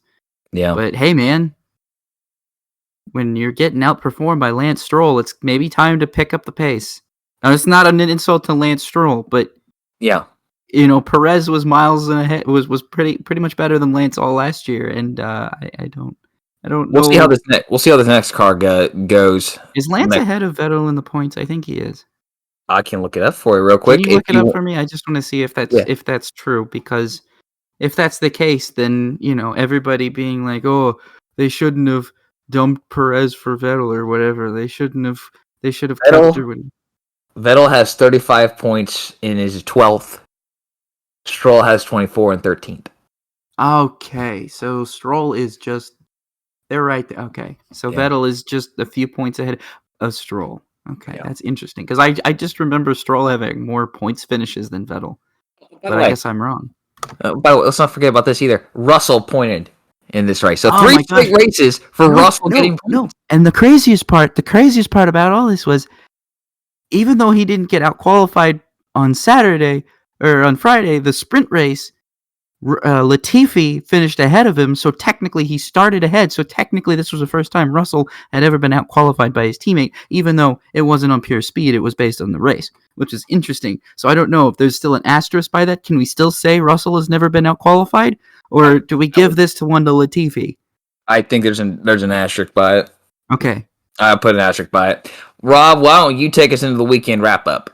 All right. IMSA was at Laguna Seca again, at proper sports car race track, which it was. I watched a little bit of it. I didn't watch the whole thing. In DPI, Wayne Taylor Racing won. Ricky Taylor, Felipe Albuquerque. In LMP2, PR1 Matthias and Motorsports, Mikael Johnson and Ben Keating. GTLM was Corvette Racing, Nick Tanny, Tommy Milner. And in GTD, it was FAF Motorsports, Lawrence Van Thor, and Zachary Robichon. Arkham Menard Series West was at Portland. That was interesting because the guy who crossed the finish line didn't actually win the race because much like in the IndyCar race and in pretty much every other race we seen like this weekend, everybody blew the first turn on a restart in the ARC race. First two drivers blew the turn. And literally, they just, I mean, these guys, I can't remember who it was. The second place guy I know was like restarted like 7th, blew the first turn, came through in 2nd, and like didn't think that he needed to give the spots back for some reason. I understand that it was like the last lap or 2 laps to go, but come on, you didn't even try to make the corner, and you think you're just going to run away with this? You got to give it back.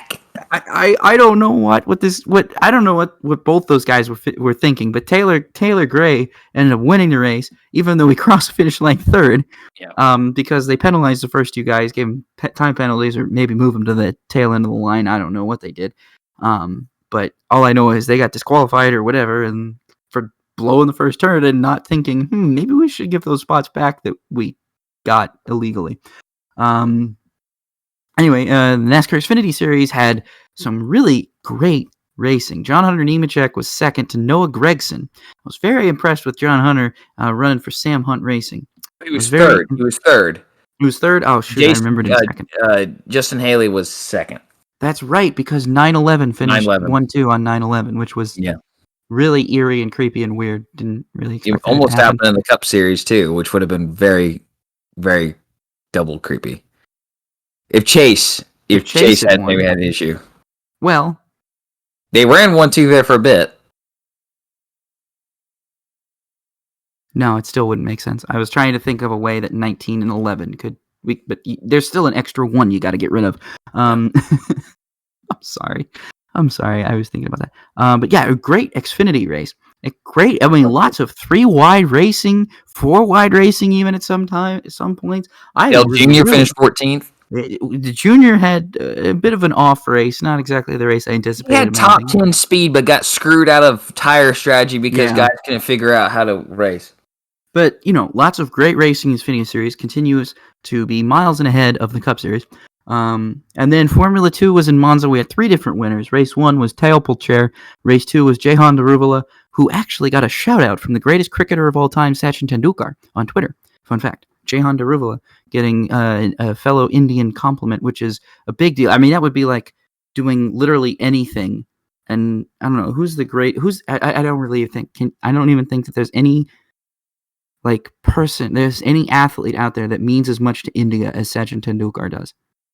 So it's basically having the greatest. It would be like if Michael Jordan, I guess, gave you props for just doing whatever. I mean, it's huge. I mean, Jehan Daruvala, that's a huge. I mean, and by the way, here's the thing about F2 is it really worries me that we only have 1 spot open on the grid because there's so many talented drivers in there right now.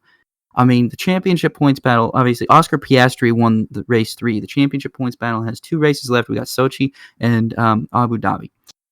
And again, we have to wait a month and then another month.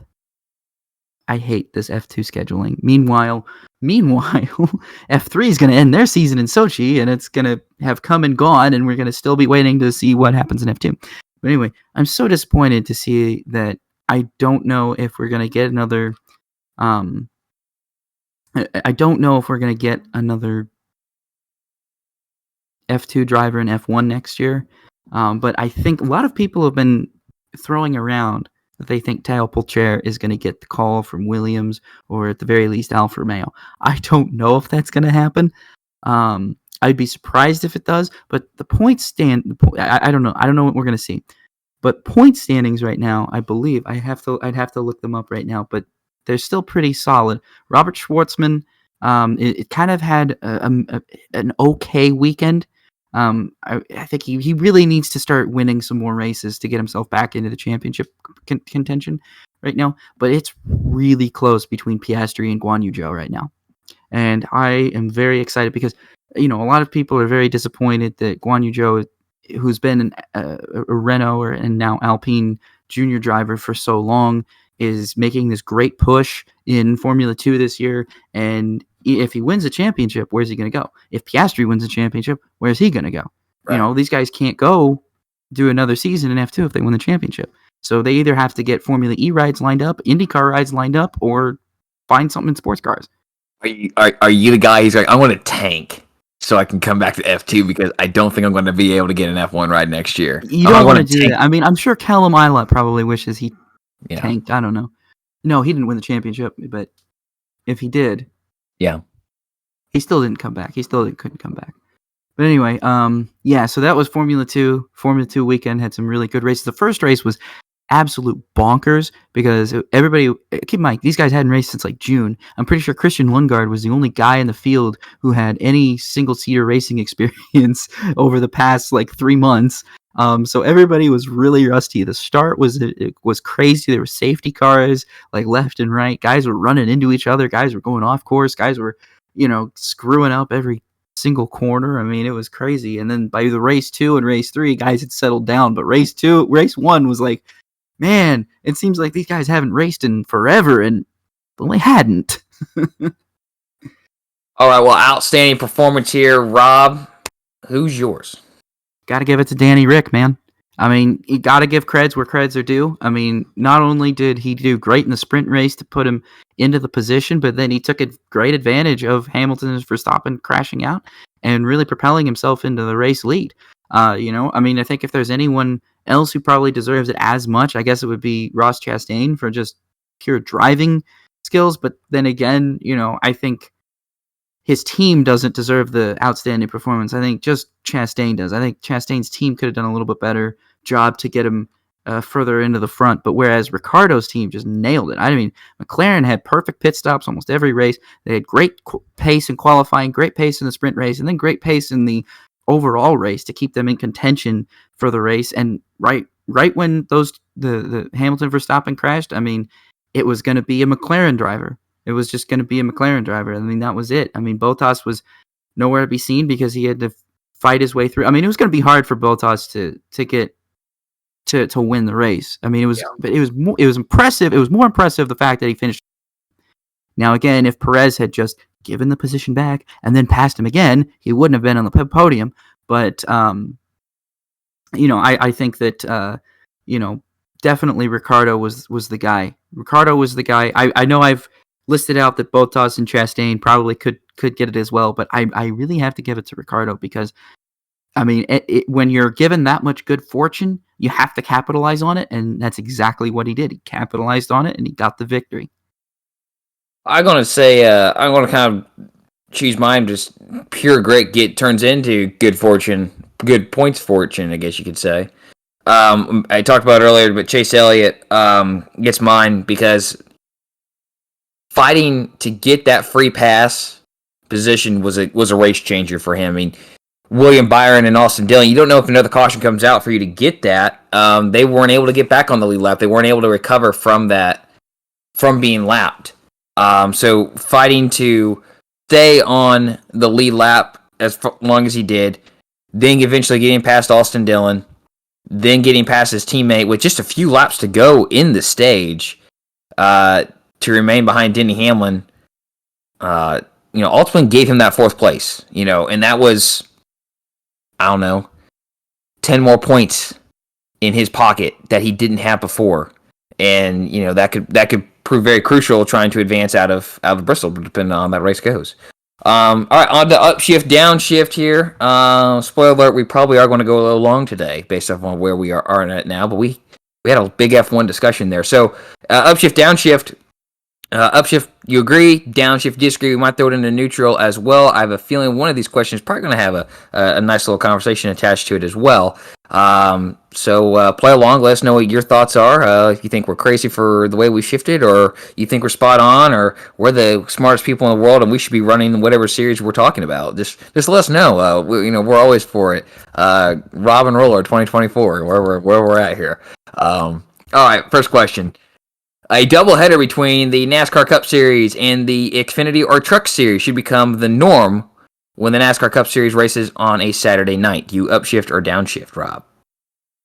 Look, I'm shifting it into neutral. I know that's a terrible way to start the segment, but I have to do it because I don't hate Friday night races. I actually like them. I kind of like when the Xfinity and the Truck Series races on Friday nights. But I also didn't hate the doubleheader format where we got an Xfinity race during the day and a Cup race at night. I thought it was pretty interesting. I thought it gave the fans more bang for their buck, definitely. But at the end of the day, I think there's positives and negatives to all of it. But I'm really neutral on it because if this is something that they decide to do more of going forward, I'm fine with it.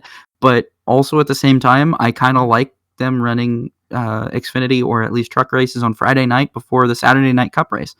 That's just me. I like the way that they're doing it at Bristol. You run trucks on Thursday, for Xfinity on Friday, and then Cup on Saturday nights. I like that, but I also like this. So really, ultimately, I'm pretty neutral on it, and I have to say I'm going to stay neutral. I'm going to upshift, and here's why. I think racing on a Thursday night at this time of the year is a losing proposition because now you got football. That truck race on Thursday night is going to have very little viewership because everyone's going to be tuning into NBC to watch. Do you really think people are going to be watching the Giants and the Washington football team this week? Because I'm not. That's a good point. Okay, in general, all right. If this was the Cowboys and Buccaneers, how many people do you think are going to tune in to watch it? Okay, let's put it that way. But I like what they did. Like I try to think about how could this Richmond weekend look next year. Because I really hope they bring back qualifying and practice for everybody next year. It sounds like maybe the Xfinity and Truck Series maybe won't have it every race. But like, what if you came in and on Thursday, Cup and Xfinity practice. On Friday, they qualify, but the wheel and modified guys, they go out and practice and qualify, and they race on Friday night. And then on Saturday, you have a doubleheader.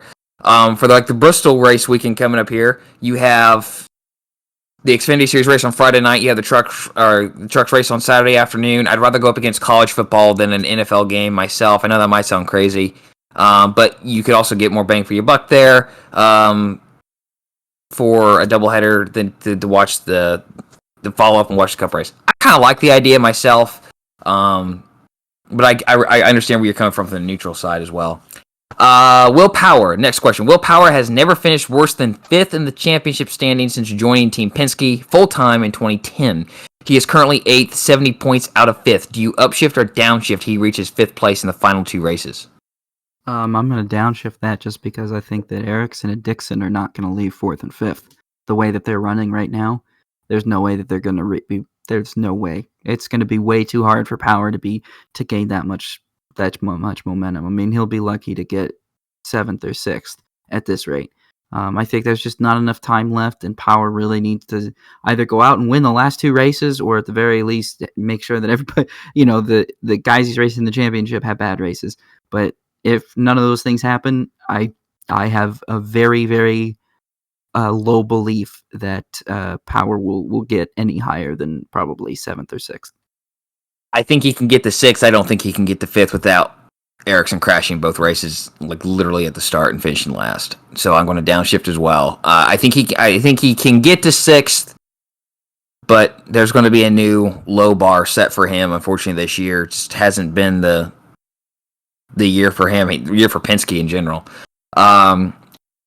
Next question here. William Byron and Alex Bowman advance to the round of 12 in the NASCAR Cup Series playoffs. Do you upshift or downshift? This is both of them. They both advance? Do they both advance? Do they both advance? Only if Byron wins. So if Byron wins. So no. So you're down. I think the only possible way that both of them advance is if Byron wins this race, because I think Boatman will have a fine run. I mean, he's right on the cut line, so all he's got to do is finish ahead of Kurt Busch. All he's got to do is finish ahead of Alec Almirola, which I don't think that will be that difficult for him. That's really all he's got to do. I mean, he's also got to hope that he doesn't have a bad race, and he's also got to hope that some of his other drivers have a bad race. But for the most part, as long as he finishes ahead of Kurt Busch and Alec Almirola, I think he should be okay mathematically. Byron needs to win. I just don't see it happening if Byron doesn't win. So I have to downshift. Yeah, I downshift as well. Not the situation that the Hendrick cars wanted to be in the, having two cars potentially going out in the round of 12, or let alone one after the season they've had. But yeah, I agree. 18 points doesn't seem like a lot, but it is a lot. So he's going to have some heck of some stages. He's getting 15 points plus between the two, and these other guys are getting none. And just hope that he gets top 10, top 5 finish, and the other guys don't. It's good. It's a tough road ahead. All right, so last question here, the zinger probably of the session. If Worldwide Technology Raceway receives one of Pocono Raceway's NASCAR Cup Series dates, Iowa Speedway should receive one of Kansas Speedway's dates. Do you upshift or downshift, Rob? I think the only thing, and I'm sorry, I'm just completely ignoring this question because quite honestly, I think I still have my firm belief that Iowa should be an Xfinity track. I don't think it needs cup dates. I don't think it's necessary. I think it needs to it should be one of those tracks that hosts Xfinity and truck races and IndyCar races, and that should be its thing. The only thing that should happen if Pocono loses its doubleheader date is that it should get an IndyCar race back. There is nothing that needs to happen if Pocono loses its NASCAR doubleheader date, other than it making sure that its number one priority, and IndyCar's as well, is to be making sure that Pocono and IndyCar make an agreement happen so that IndyCar and Pocono are back together again. I don't really care about Iowa Speedway getting Kansas Speedway's date. I think that the races at Kansas are fine. I understand why you don't like them. I understand why a lot of people don't. I never didn't like them. I never said that. No, I mean, I understand why you think that they, didn't like, I meant like, don't, I understand why you don't think Kansas needs 2 dates. I mean, I agree with it. But at the end of the day, I don't think Iowa needs a cup date. I don't want Iowa to have a cup date. And I prefer, of anything to come out of this whole entire situation, is that Pocono just gets an IndyCar race. So out of all of that, I guess I'm just going to have to say downshift, because I that's really what I want. I don't want Pocono to lose its doubleheader date because I like it. But I think the only good thing that comes out of it, if the only good thing that comes out of it is it getting an IndyCar race, then I'm fine with it. I kind of want to upshift this because I fear that just the way that the whole IndyCar Iowa Speedway deal went down, that is the only thing keeping Iowa Speedway alive, and I think it needs a cup date in order to survive long term. And one of the fears I have had the past couple months, the idea that's been churning in my head is that one of the consequences of COVID-19 and the pandemic for NASCAR will be that the Truck Series and the Xfinity Series will have very limited standalones. And basically they'll tag along with Cup everywhere. So it'd be like Formula 1 with F2 and F3 tagging along. It's going to be that. I think that's going to be. So if the direction that NASCAR and its track operators want to take is like, okay, we're going to only go to a couple tracks multiple times. We're going to go to all these different circuits. So if what gets Memphis, Milwaukee, Pikes Peak on the calendar is that I'm just spitballing tracks here. Gets them on the calendar is a triple header date or double header date with the Cup. Let's do it. And I think So I upshift this question. If Worldwide Technology Raceway receives one of the Poconos dates, Rob, you're freaking out. You can talk in a second. But Iowa should receive one of Kansas dates. Absolutely. I think it absolutely should. Rob, as we wrap up the upshift downshift segment here, before we move on, you have something I think to share. We got a 1:33 a.m. stern bomb that changes everything that we just talked about. What happened? He confirmed it. NASCAR Cup Series will race at St. Louis in 2022. He tweeted that at 1:33? 1:33 in the morning. Okay, well, there Adam you go. Stern dropped a stern bomb from St. Louis today, stating that NASCAR will indeed have a Cup race at Gateway in 2022. Okay. You heard it here first. If you're just now waking up and you're reading this, actually, I don't care what I'm talking about. We post this thing on Wednesday, so you're not going to do this. Point is, yeah, it literally just it just dropped. St. Louis today. No, St. Louis Post Dispatch has it. Yeah, and Adam Stern just tweeted that. So we got a stern bomb at 1:33 in the morning. Well, there you go. I had fun racing at Gateway in the Cup Series and NASCAR Heat 5 or whatever the one that came out in 2018 was, or 2019, I should say. Whichever one. Heat 4. Heat 5. Heat 4 was 2019. Heat 3 was 2018. Okay, so he the 2019 one. I had fun racing the Gateway in that game. So look forward to watching the Cup Series there. So we now have it there. All right. Well, Rob, it's 1:55 here. I have a very it's not very long, but I didn't want to cut anything, as you will find out in a second. So, Rollers featured Racetrack here. So let me start by telling you why I'm talking about this racetrack today. I have not been the best viewer of Lost Speedways, the show created by Dale Earnhardt Jr. and Matthew Dillner for Peacock.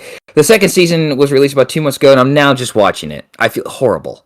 I have unfortunately been enthralled with MASH, the old show MASH, for about a month. So I've literally don't worry about it. I watch the same South Park and American Dad episodes every single day. Don't worry about it.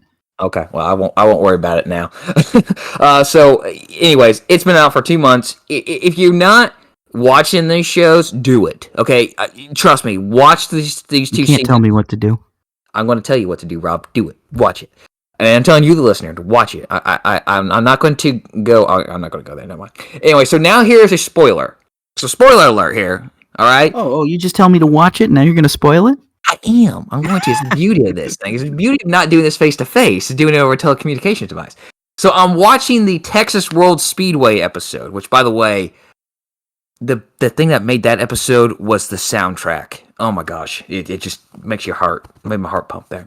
So a racetrack's name isn't said, but it's dropped in a way in a graphic that they show up. Okay, I immediately paused and turned to Google and searched it. Unfortunately, not a lot is available straight up on the internet. All right, but I did find a story by NASCAR Man on Racing Reference that I will share verbatim here on the show today. So without further ado, here is NASCAR Man's story: Eastern International, New Jersey's Lost Super Speedway. In the late 60s, Southampton Township was described as a, quote, lazy farming community, unquote. Even today, the neighborhood in the middle of New Jersey is still a rural and quiet, but if things had gone to plan, the sound of racing engines could have echoed through the air. Alas, Eastern International Speedway never stood a chance. In the late 60s, auto racing was a booming sport in the Northeast. In 1969, Dover opened in Delaware, and West Virginia welcomed Summit Point Motorsports Park. A 3/4 mile oval track opened at Pocono with a Triangle Superspeedway due to being completed in 1971. New corporations were flocking to auto racing, viewing it as, quote, the sport of the 70s, unquote. One of these new companies was a short-lived but influential American Raceways Incorporated. Led by President Larry Lopatin, American Raceways was a publicly traded company that was in business of track ownership, a predecessor of International Speedway Corporation and Speedway Motorsports Incorporated. The company bought existing tracks and built new ones. They bought ownership shares in Atlanta Motor Speedway and Riverside International Raceway. In addition, Lopatin led the construction of Michigan International Speedway and Texas World Speedway. After building tracks in Michigan and Texas, American Raceways wanted to place a new track in the Northeast. On July 23, 1969, they announced the creation of Eastern International Speedway, located in Southampton Township, New Jersey. Because American Raceways thought they had the perfect track design in Michigan, Eastern was a near identical copy. All forms of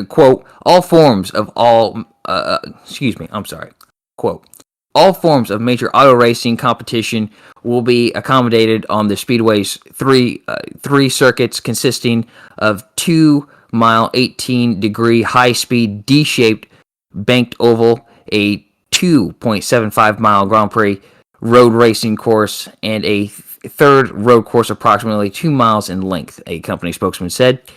The company bought 803 acres near routes 206 and 38 in Southampton. The site was 25 miles east of Philadelphia and 11 miles south of the New Jersey Turnpike. It was a great location to draw people. Initially, the track would seat 25,000 spectators, with plans to expand the seating to hold 100,000.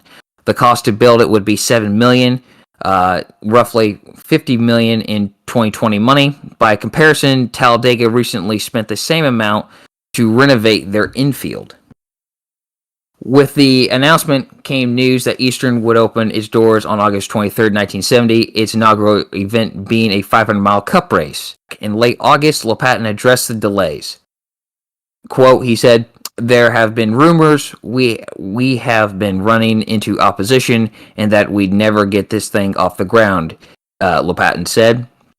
"To the best of my knowledge, there's nothing that will prevent us from staging our inaugural race next August as planned," unquote. He continued, "Granted, there has been a smattering of objections from a few individuals, but in any project such as this, there is always a bit of that. Let's face it, some people object to motherhood and apple pie." I thought that was a kind of an interesting quote. Meanwhile, Lopatin and American Raceways were running into problems on a corporate level. The company was losing money because rain during its races, and like Bruton Smith after him, the ambitious Lopatin was getting on the nerves of Bill France. Before the Southern 500, Lopatin gave an optimistic interview to reporters. Despite the underlying financial crisis, he projected a bright future for auto racing and the company. Quote, "Gentlemen, our sport is really growing. It's going to be the sport of the 70s. Its potential is unlimited. You have kept it to yourself long enough, Southeast," unquote, he said. As for his, quote, "cookie cutter," unquote, track shapes, Lopatin defended those as well. He said, "I think all our tracks are unique. They are practically carbon copies of Michigan, for example. Texas will be better than Michigan, and New Jersey will be better than Texas. Basically, they share a common goal, spectator interest. We don't believe high speed is the answer. Competition is what makes racing great," unquote. While the company faced hardships, Eastern International Raceway, or should be Speedway there, faced opposition. Local politicians pushed hard for the track and its economic benefits, but a handful of landowners were against it. Quote, we did have a few detractors," said Mayor Robert Thompson of Southampton Township. He continued, "but many have changed their minds since, and at present I would guess that between 90 and 95% of people in this area are in favor of the Speedway," unquote. For the track to be built, politicians needed to change the zoning in the area from agricultural to industrial, and then permit auto racing in an industrial area. On October 1st, 1969, the town committee officially approved the track's construction. On October 29th, Ford and American Raceways unveiled 5 pace cars to be used at its tracks. Each speedway got a special edition 1970 Mach 1 Mustang. Eastern International's Mustang was the color bright yellow. In November, a lawsuit against the track and the township was filed in Superior Court. Attorney James Logan Jr. represented 13 nearby residents who accused the track of, quote, desegregating the good earth, unquote. They alleged that the land was owned by a member of the township committee and was rezoned specifically so he could sell it to American Raceways. The committee member stood to make nearly $250,000 from the sale of the land. The delays guaranteed Eastern wouldn't be ready by August for the NASCAR race. A second event at Talladega replaced it on the schedule. Construction was now supposed to start somewhere between April 15th and May 15th. They estimated that the track could be built in only 6 months. On January 20th, 1970, USAC announced it would hold a double-header IndyCar and stock car race at Eastern in June 1971. The financial problems that faced American racers continued in 1970. And on January 23rd, STP announced that they were attempting to purchase the company and save it. The sale fell through days later. On March 16th, a Superior Court judge ruled that the track couldn't be built. State law mandates that, quote, any township located within 200 feet of another township's area must be notified in advance of any zoning changes, unquote. Officials of Southampton failed to notify Pemberton Township that the land was rezoned for auto racing, while it was possible for the land to be rezoned again following the law this time. Plans for EIS were canceled. American Raceways was out of money. The company collapsed in 1971, and its tracks were sold. Roger Penske buying Michigan. Today, the land for Eastern International Speedway is still farmland. A Walmart and townhouses nearby are the only developed land. There's no evidence that a speedway almost occupied the area. Now that's a story from NASCAR Man. I know that was long. I hope you enjoyed it. And you can look it up yourselves there. Literally, just search Eastern International Speedway, and it'll be one. It probably will be the first one that comes up. A Racing Reference story there. But shout out to him. He's always got some great stuff. So follow him on Twitter, by the way, at NASCARman_RR. You're going to find some great stuff. He's always got something going on there. So I wanted to share that because I was intrigued. I'm like, what is this fifth track on this map that popped up there? So I learned something. This was new to me. I didn't know that this was once a thing. Rob, you're shaking your head like this is news to me as well. I had never heard about this before in my life. Yeah. So this is how also Talladega got a second date, folks. Right there. That's how Talladega got a second date. So that's it all worked out in the end. Then it all works out in the end, right? That's Roller Featured Racetrack this week. Rob, do we have anything else, or should we just go ahead and kind of skedaddle into what's in the windshield? I don't think I have really anything else. All right. I'm good. Well, we had a great time today. We got a stern bomb there about an hour ago time-wise, not an hour ago in the show. But what's in the windshield here? Formula One has one race over the next 3 weekends. That race is at the Sochi Autodrome in Russia for the Russian Grand Prix on September 26th. Then, for now, the Turkish Grand Prix is still on, and that's going to be on October 10th if it happens. IndyCar has 2 races left, both in California.